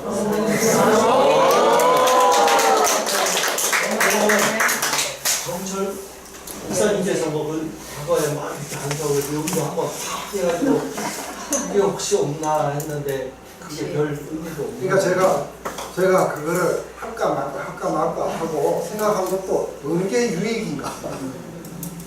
왜냐하면 이거 한번 했다가 이게 이제 막 골치 아픈 일들 막 생겨요.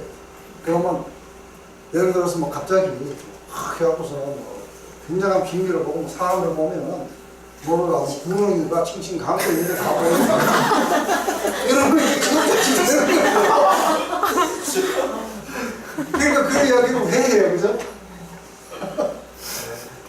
그러니까 기도하고 뭐 이런 걸 해가지고 그러니까 좋게 된 사람들도 있는데 근데 막 특별한 그런 게 안 나타나서 이게 좋게 되고 막 뜨겁게 된 사람도 있는데 어떤 사람은 또 과도 친밀감이 일어나고 막 밤에 잠도 안 자고 막 맨날 뭐 요즘에 뭐 새벽 3시까지 뭐 찬양하고 5시에 일어나고 묵상한다고 이거 얼마 안 가면 이게 잠깐 큰일 납니다. 과도 친밀감이 일어나고 그 앞으로 과도 친밀감 아시죠? 이게 과도 친밀감이 성령이 일어나고 막 갑자기 막 펄펄 뛰고 이러잖아요. 이거 뭐냐 하면은 오늘 처음 만나는데 같이 잔 거예요.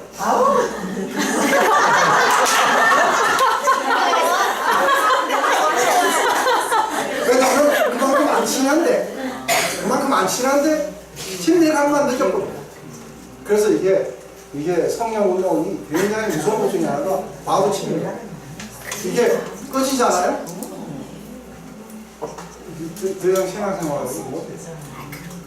그러니까 사울 왕도 어디 예언하는 자가 무리 속에서 예언한 게 영 이상한 거더라고요. 그래서 얼마 가지도 못하고. 그래서 이게 그러니까 은사도 아닌 걸 은사라 해갖고 뭐 뱀이 칭칭 감고 있는 걸 뭐 보이더라 하면서 그러면서 자기 영적이라 하고 뭐 이런 거 보면은 영적인 게 아니라 뭐예요? 정말 참 웃기는 거죠. 근데 그걸 영적이라고 막 이야기하는데 그러니까 지금 우리가 고린도전서를 하고 나니까 이제 영적 아니죠. 예, 갓난아기죠, 그죠? 갓난아기. 그러니까 중요하지도 않아요. 영적이 아니라 육적이.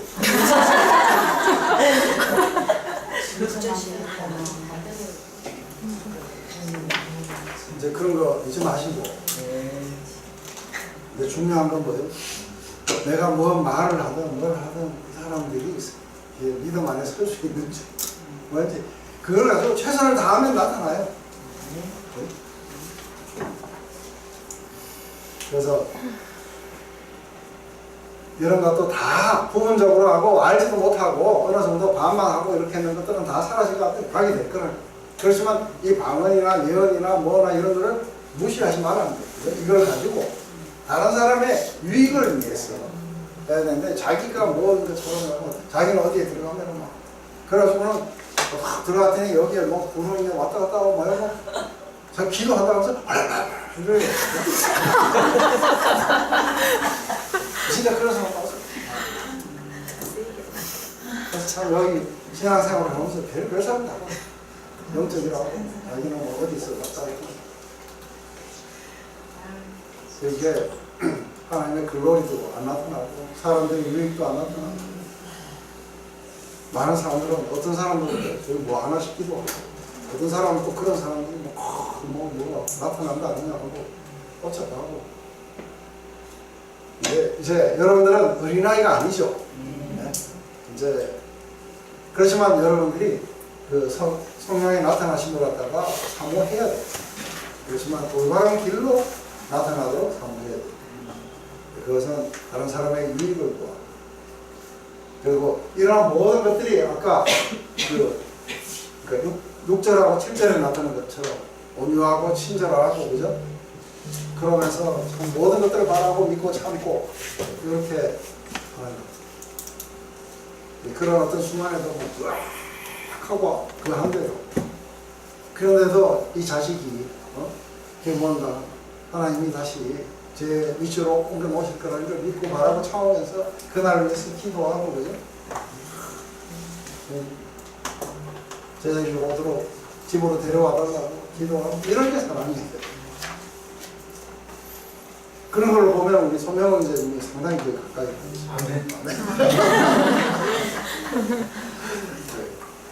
우리 이제 남은 시간 안에 이제 14장은 다른 말이 아니고 이제 예배를 보거나 모임에 있을 때는 이게 두 가지에 대해서만 말해요. 첫째는 알아들을 수 있는 말이라야 된다. 알아들을 수 있는 말이라야 된다. 그 다음에 두 번째가 뭐냐면 질서를 따라서 얘기한다. 알아듣고 질서를 따라서. 이거 말고는 없어요. 그래서 굉장히 복잡한 이야기 같지만 실제로 그래서 지금 이제 알아들을 수 있는 말이라야 된다. 한번 이걸 갖다가 여러분들이 읽으시면서 이게 알아들을 수 있는 말이라야 된다는 걸 갖다가 한번 생각하면서 한번 읽어보세요. 시작. 사람을 따라 신령한 소서에 특별히 예언하려고 하라. 방언을 말하는 자는 사람에게 하지 아니하고 하나님께 하나니 이는 알아듣는 자가 없고 그 영어로 비밀을 말하느니라. 그러나 예언하는 자는 사람에게 말하여 덕을 세우며 원면하며 아니하는 것이요 방언을 말하는 자는 자기의 덕을 세우고 예언하는 자는 그의 덕을 세우나니 나는 너희가 다 방언 말하기를 원하나 특별히 예언하기를 원하노라. 방언을 말하는 자가 만일 그의 덕을 세우기 위하여 통역하지 아니하면 예언하는 자만 못하니라. 지금 여기서 알아듣는 말로 하라. 이제 이해되세요? 근데 여기에서 특별히 2절에 그러니까 1절에 보면 사랑을 따라서 예언을 하려고 하라고요. 근데 뭐 예언 은사도 안 받는데 뭘 예언을 하느냐. 다 받으셨다는 거 이제 아시죠? 그러면은 여러분들이 예언을 이렇게 하려고 할 때 다른 사람의 믿음을 세워주고 다른 사람을 갖다가 낙심 가운데 구하고 그리스도 앞으로 인도하고 이걸 하기 위해서 여러분이 무슨 말을 하든 그건 예언의 이야기예요. 그죠? 근데 그 방언을 말하는 자는 사람에게 말하는 게 아니고 하나님께 하나님과 자기하고 개인 기도 시간에 이야기하는데 이 비밀을 그 영어로 비밀을 말하는다 했을 때 뭐 비밀한 이야기를 말한다는 게 아니고 못 알아들으니까 비밀이에요. 그 방언을 혼자서 아무리 사프로 마무리해도 뭔 말인지 모르겠어요. 마카로니인지 뭔지 모르겠어요. 근데 예언하는 자는 사람에게 이야기를 하기 때문에 다른 사람을 세워줄 수 있다는 거예요. 이러한 점에서 봤을 때 우리가 사랑을 따라 구하게 된다면 방언보다는 예언을 하는 것이 다른 사람에게 유익을 주려고 한다는 거예요. 그래서 방언을 말하는 자는 자기에게 덕을 세우고 예언하는 자는 교회에 덕을 세운다. 그래서 자기에게 덕을 세우기 위해서 하는 것에 너무 많이 치중을 하게 되지 말고 교회에 덕이 될 수 있도록 한다는 게 사랑을 따라서 합니다. 우선 저기서 방언을 받으라고 하면서 5절에 나는 너희가 다 방언 말하기를 원한다고 했으니까 여러분들도 방언을 위해서 기도하고 원하셔야 된다고. 그렇지만 특별히 예언을 하려고 합니다. 그래서 방언이 그렇다고 해서 나쁜 게 아니라 그래서 방언을 받으려고 노력하지 마라. 방언이 오면 버려라. 이 말이 아니죠. 그죠? 방언이 잘못된 게 아니라 사랑을 따라서 우리가 다른 사람에게 유익 그리고 특별히 이 방언이 문제가 됐기 때문에 말합니다. 그래서 너희들이 받은 방언이 개인의 기도 시간에 이게 잘못된 게 아니다. 그래서 이거는 집에서 개인의 기도 시간에 하는 건 좋다. 그렇지만 교회에 왔을 때 지금은 이 교회에 모임을 왔을 때는 예언을 하려고 해라. 이게 방언 말하기를 기도하라고 권면하는 구절은 아니죠. 그렇지만 그 방언을 만약에 공동체 안에서 하려고 한다면 이게 통역을 하게 되면 사람들이 알아들을 수 있지 않느냐는 이 말이에요. 사람들이 알아들을 수 있는 말을 하라고 하는 이게 아까 더 큰 은사를 사모하라는 게 이게 예언이었어요. 방언보다는 더 큰 은사. 그래서 방언이 아무런 유익이 없거나 가치가 없다는 게 아니라 개인 기도 시간에 하라는 거죠. 그리고 회중 가운데는 통역 없음 하지 마라. 그러면서 지금 이것도 다 알아들을 수 없는 말을 하면 이런 일이 생긴다는 거예요. 그 형제들아 내가 너에게 나가 방언을 말하고 계시나 지식이나 예언이나 가르치는 것이나 말하거나 아니하면 너에게 무슨 유익이 있으냐. 그러니까 이 말 똑같은 거예요. 아까 제가 얘기했듯이 여러분에게 내가 2시간 동안 애써가지고 아무리 써 그런 방법 이렇게 하면은 아무 유익이 없어요. 맞아요? 그러니까 뭔가 알아들을 수 있는 말을 해야 알 수 있고 안 돼요. 그죠? 그러니까 7절부터 보면은 꼭 저나 검은고 같이 생명이 없는 것이 소리를 이렇게 그 음을 분별을 내지 아니하면 저 부는 것이 검은고 타는 것인지 어떻게 알겠느냐. 만일 나팔이 분명한 소리를 내면 누가 전쟁을 열느냐. 이게 나팔 소리인지 뭔지도 모르는. 그래서 지금 이게 돌격하라는 건지 후퇴하라는 건지 이해가 안 되는 거예요. 이와 같이 너희도 혀로서 알아듣기 쉬운 말로 아니하면 그 말하는 것을 어찌하리요. 이런 허공에다가 말하는 것이라. 세상에 소리의 종류가 이같이 많대. 뜻없는 소리는 없나니. 그러므로 내가 그 소리의 뜻을 알지 못하면 내가 말하는 자에게는 야만이 되고 말하는 자도 내게 야만이 되고 서로 못 알아듣는 거예요.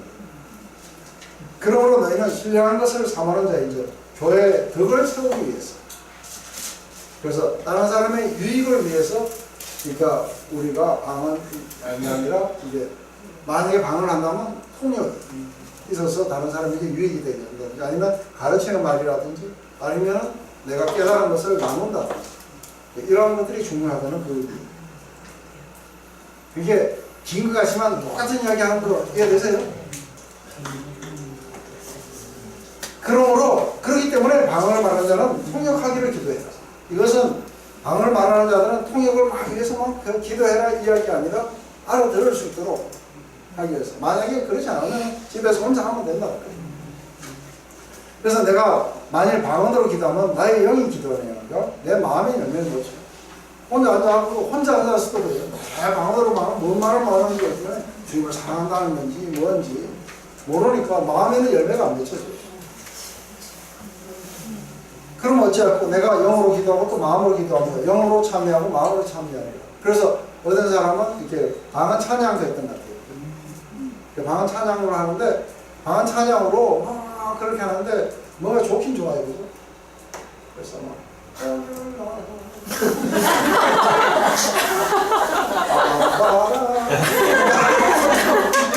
좋긴 좋은데 이게 불만이지 않아요? 이해되세요? 근데 목사님 그러면서 그 메시지가 이렇게 이어질 때는 네. 자기가 알아요.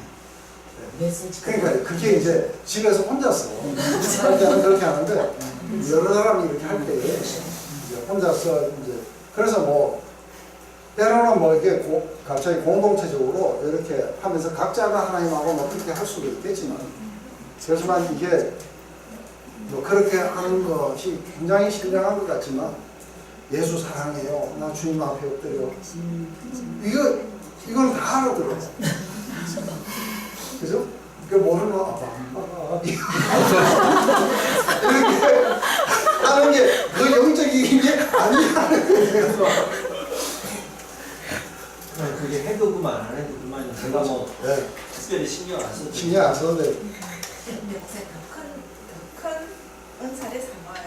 예, 그러니까. 이 은이 더 큰 은사라는 표현을 썼는데 이 큰이라는 것이 뭐 가치 있다 그런 게 아니고 그런 차원이 다 똑같다 그러잖아요. 다 똑같은 다른 사람의 유익을 위해서. 네. 그래서 이게 오케이, 넌 방언으로 기도하지만 그래서 마음으로도 기도해야 되는 거예요. 혼자서 영어로 뭐 찬양한다고 하면 좋다는 거예요. 그렇지만 마음으로도 찬양을 해야 마음에도 열매 맺힌다는 거예요. 그렇지 않으면 내가 영어로 축복을 할 때, 영어로 축복을 할 때 무식한 처지에 있는 자가 내게 무슨 말하는지 알지 못하고 내게 감사해 어찌 아멘하리요. 그러니까 이게 다 모였을 때 이게 지금 공동체적으로 이야기할 때 하는 이야기를 하는 게 이해되세요? 그죠? 그러니까 제가 축복을 한다고 아무리 싸우라고 하고 아무리 그래도 하면 못해요. 모르니까. 이게 모르니까 무식하다는 거예요. 그죠? 그러니까 어떻게 감사하겠냐. 너는 감사를 잘했지만 그러나 다른 사람에게 덕을 지금을 받지 못한다. 내가 너희 모든 사람보다 방언을 더 말함으로 하나님께 감사하다. 그러나 교회에서 남을 가르치기 위하여 깨달은 마음으로 5마디 말을 하는 것이 1만 마디 방언하는 것보다 낫다. 이것은 1만 마디 방언이 그 5마디 깨달은 말보다 못하다는 게 아니라 다른 사람의 유익을 위해서 공동체적으로 할 때는 이것은 1만 마디 방언을 해도 아무런 유익을 못 준다. 그렇지만 5마디의 가르침은 다른 사람을 세울 수도 있고 축복할 수도 있고 이렇게 할 수 있다. 그래서 이게 공동체로 모였을 때는 알아듣는 말이라야 다른 사람에게 유익을 줄 수 있다. 그래서 이제 형제들아 지혜는 아이가 되지 말고 악에는 어린아이가 되라. 지혜는 장성한 사람이다. 이러면서 율법에 기록된 바 주께서 가라사대 내가 다른 방언하는 자와 다른 입술로 이 백성에게 말할지라도 저희가 오히려 듣지 아니하리라. 이게 이사야서 28장 말씀입니다. 그래서 이렇게 다른 방언으로 율법에 기록된 바 주께서 가라사대 내가 다른 방언하는 자와 다른 입술로 이 백성에게 말을 할지라도 전혀 듣지 않을 거라. 뿐만 아니라 에스겔서에는 인자야 내가 너에게 다른 방언을 하는 자가 아니라 같은 말을 하는 사람에게 내가 보낸다 하고 이야기를 하기도 해요. 그렇지만 또 내가 다른 사람들의 말이나 이런 걸 할지라도 이 사람들은 안 들을 거라. 그래서 누가 그랬냐면 헤롯도 그랬고, 그리고 헤롯에게 지금 그리스도가 베들레헴에서 날 것이라고 예언을 했던 자들도 실제로 뭐예요? 공망의 박사들이 와서 이야기하는데도 안 들어요. 그래서 이게 마치 방언을 이야기를 하고 이렇게 되어버리면 이게 이사야서 28장의 말씀이 성취되는 걸로 오히려 거꾸로 된다.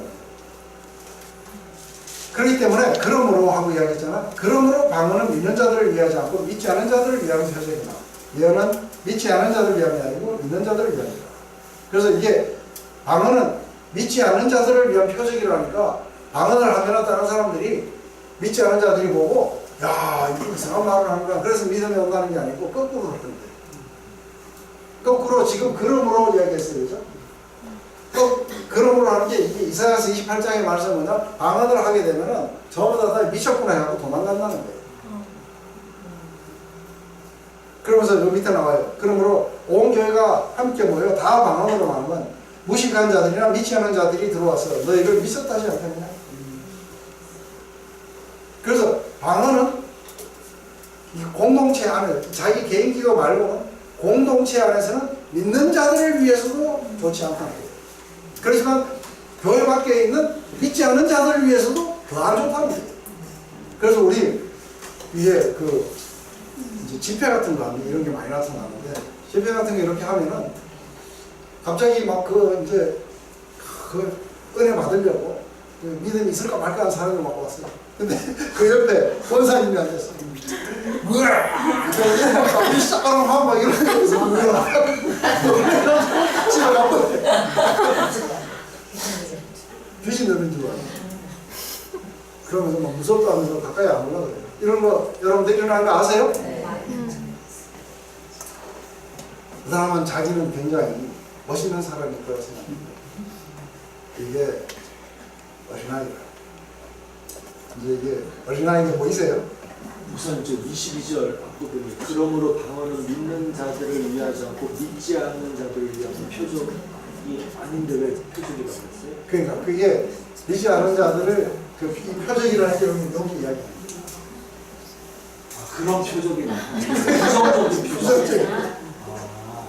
그러나 다 예언을 하면 믿지 않은 자들이나 무식한 자들이 와서 모든 사람에게 책망을 들며 모든 사람에게 판단을 하고 그 마음에 숨은 일이 드러나게 되므로 엎드려 하나님께 경배하며 하나님이 참으로 너희 가운데 계시다. 그러니까 예언은 뭐예요? 믿는 자들에게도 중요하고 믿지 않은 자들에게도 중요합니다. 방언은 뭐예요? 믿는 자들에게도 안 좋고 믿지 않는 자들에게도 안 좋고 그러니까 혼자 집에서 할 때 말고 딴 데서 하면 안 돼요. 이 신앙생활이 좀 어려운 것 같아요. 저는 그전에는 율법적인 선교단체에서 이런 식으로 이해를 했거든요. 근데 예수전도단은 온누리 오니까 온누리에서도 막 방언 훈련 계속 시키고 하면서 이거를 받아야 되나 말해야 되나 막 목사님들도 그렇게 하고 하신주 선교사 그룹에서도 계속 불러서서 막 안수로 방언하고 해서 한참 몇 년 동안 이걸 했거든요.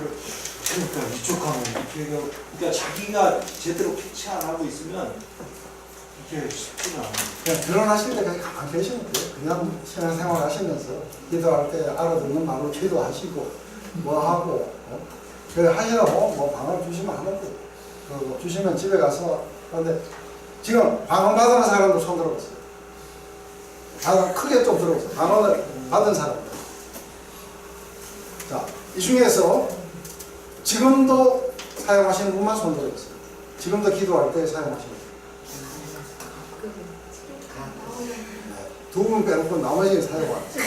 왜 주신 걸 귀하게 사용 안 했어요? 근데 이것은 혼자서 기도할 때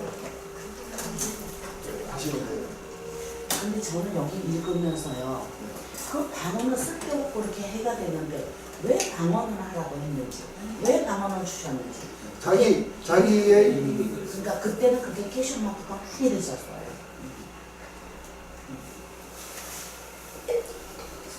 자기의 유익을 위해서 준 거기 때문에 자기가 기도 시간에 그러니까 방언도 말하고 또 자기가 마음으로도 말하고 그건 자기 혼자 개인의 기도 시간에 사용하라고 합니다.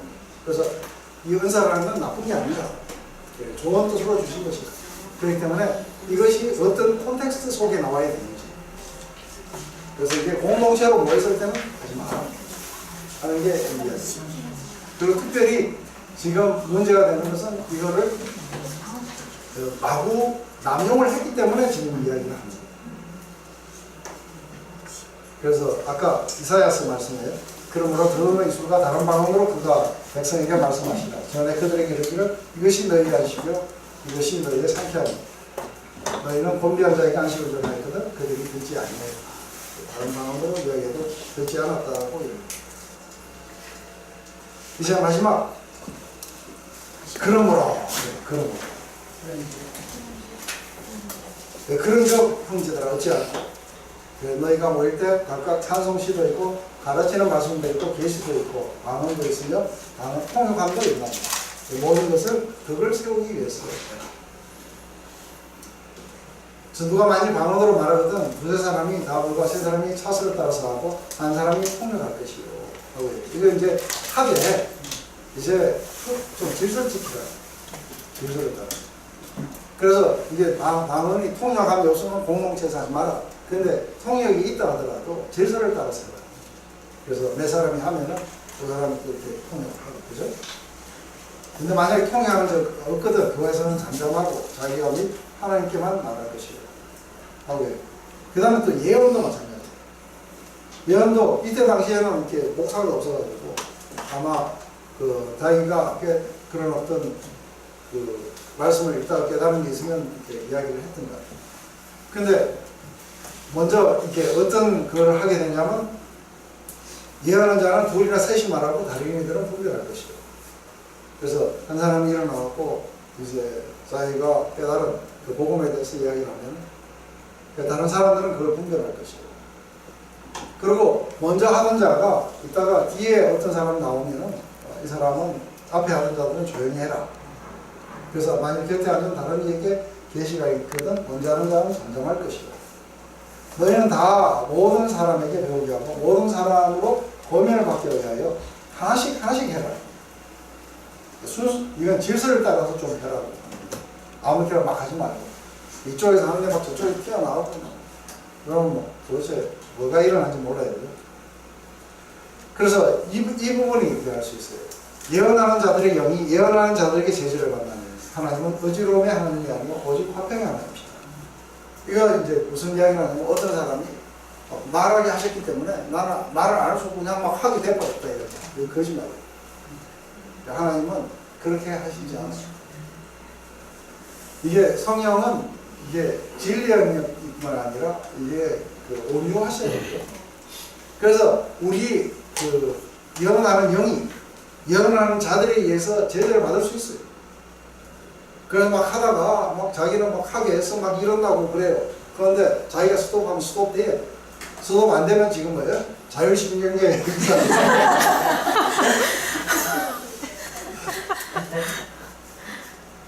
그래서 예언하는 자들의 영이 예언하는 자들에게 제재를 받게 된다. 그래서 이게 우리의 자유의지를 벗어나서 그렇게 뭐 강제로 시켰다든지 이런 게 있을 수가 없다는 거예요. 하나님은 의지로움의 하나님이 아니고 화평의 하나님이에요. 하나님은 막 중구난방으로 하고 이렇게 하시는 게 아니에요. 그러니까 모든 것들이 질서를 따라서 그렇게 하라는 거예요. 모든 성도의 교회에서 한 것 같이 여자는 교회에서 전쟁을 하고 그래서 이 부분은 아까 우리 저쪽에서 했어요. 그 여자들의 머리에 수건 쓰는 게 9장에서 했어요. 그렇듯이 이제 아마 여자들이 이게 별나게 막 지방 방송하고 막 그랬던 것 같아요. 그래서 모든 교회에서도 다 마찬가지로 지금 이렇게 하고 있으니 너희도 그렇게 해라. 이 하는 것은 여자는 교회에서 잠잠하라. 저희 말하는 것은 허락한 영감이 율법에 이런 같이 오직 복종하는 것이요. 만일 무엇을 배우거든 집에 가서 자기 남편의 물을 지니 여자가 교회에서 말하는 것은 부끄러움이다 하고 이야기하는데 이게 이제 앞에서 나와가지고 주로 성별 차이를 무시한 채 나와서 주도했던 사람들이 아마 여자들이어서 그렇다 그런데 이거를 지금 오늘날에 여자가 뭐 가르치는 걸 못한다든지 그렇게 봅니다. 질서가 없이 했기 때문에 그랬던 것 같아요. 지금 보면은 이제 그 마지막 이제 하나님 말씀이 너에게로부터 날 것이냐 또 너에게만 임한 것이냐. 그래서 만일 누구든지 자기를 선지자 혹은 신령한 자로 생각하거든 내가 너에게 편지한 것이 주의 명령인 줄 알아. 만일 누구든지 알지 못하는 걸 알지 못하는 자에게 그런즉 내 형제들아 예언하기를 사랑하며 만문을 말하기를 금하지 마. 모든 것을 적당하게 하고 질서대로 해라. 지금 한 가지는 뭐예요? 알아듣는 말로 하고 질서를 따라 해라. 이게 14장의 그 이야기예요. 그리고 중요한 원리는 뭐냐면 다른 사람의 유익을 위해서 덕을 세워주기 위해서 그렇기 때문에 그런 관점에서 봤을 때는 예언을 하고 깨달은 말로 사람들이 알아들을 수 있는 말로 해야 된다.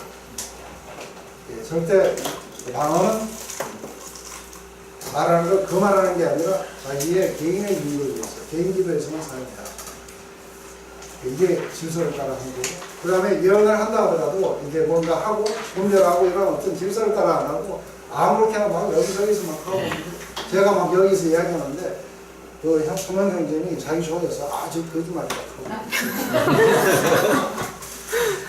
그렇게 하시면 안 되는 거예요. 나 클리어합니까? 어제 은사에 대해서 클리어합니까? 그래서 중요한 건 뭐냐면 이제 제 경험 속에서 나온 거는 여러분들이 무슨 은사를 가졌는지 그 분별을 하려고 노력할 필요도 없고 또 여러분들이 어떤 은사가 나왔기 때문에 나는 이걸 죽는 날까지 나는 이 은사를 가진 사람이라고 그렇게 주장할 필요도 없고 그래서 여기 보면 뭐예요? 누가 신령한 자로 생각하거든 주의 명령인 줄 알아요. 네? 그거 뭐냐면 아직 알지 못하면 알지 못하는데 그러니까 지금 뭐 내가 다 아는 듯이 그렇게 이야기하는 자들은 그래서 이거 그게 있어요. 기차역에서 통제실이 안 됩니다. 기도하면 뭐 이 차는 저거 가고 저 차는 이거 가고 다 아는 것 같아요. 근데 진짜 영적인 사람은 그러니까 아무것도 안 보여요. 모든 것들이 하나님의 축복 가운데 있기 때문에 믿기만 해요. 그리고 그것에 대해서 알려고 노력하지 않고 뭐예요? 주의 선하심이 나타나시기를 우리가 믿음으로 기다리면서 걸어가는 사람들이 영적인 사람. 아멘? 그래서 막 이게 이쪽으로 가야 되고 저쪽으로 가야 되고 이런 이야기를 하면 뭐예요? 어린아이의 이야기처럼 그렇게 들어야 돼요. 그렇게 한다면 아마 여러분들이 제일 중요한 거는 은사가 내가 어떤 은사를 가진 게 아니라 다른 사람의 유익을 위해서 그래서 다른 사람의 믿음을 강화시키기 위해서 내 안에 주신 게 뭐예요? 다 사용을 하게 되면 하나님이 거기 역사해 주실 거예요. 그리고 그것을 갖다가 내가 한번 나타났기 때문에 나는 계속 해야 된다고 하지 말고 중요한 건 계속해서 사랑을 따라서 다른 사람의 유익을 위해서 살아가게 됩니다.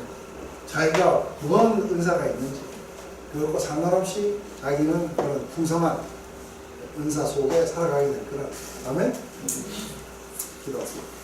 하나님 아버지 이렇게 우리에게 종교적인 열정을 가지게 했던 그런 은사의 부분들 우리가 신앙생활 해오면서 한때 많은 혼란을 겪고 우리가 또 어린아이처럼 생각하고 또 어린아이처럼 그런 것들을 다뤘던 때를 봅니다. 그때는 그런 것이 영적인 줄 알았지만 이제는 사랑이 없으면 모두가 다 ben갈이고 다른 사람의 유익을 구하지 않는다. 그래서 오히려 공동체를 파괴하고 그리고 시기 질투가 일어나게 하고 그리고 이러한 것들로 인해서 오는 유익보다는 훨씬 더 불이익이 많다는 것을 봅니다. 바로 사도 바울의 권면처럼 우리는 사랑을 따라서 다른 사람의 유익을 위해서 우리가 가진 것이 무엇이든 베스트를 다해서 하나님이 거기에 역사해 주시고 그리고 그런 하나님의 그 역사가 나타나기를 간절히 소원합니다. 오늘도 믿음으로 걸어가게 우리를 인도해 주시옵소서. 예수님의 이름으로 기도드립니다.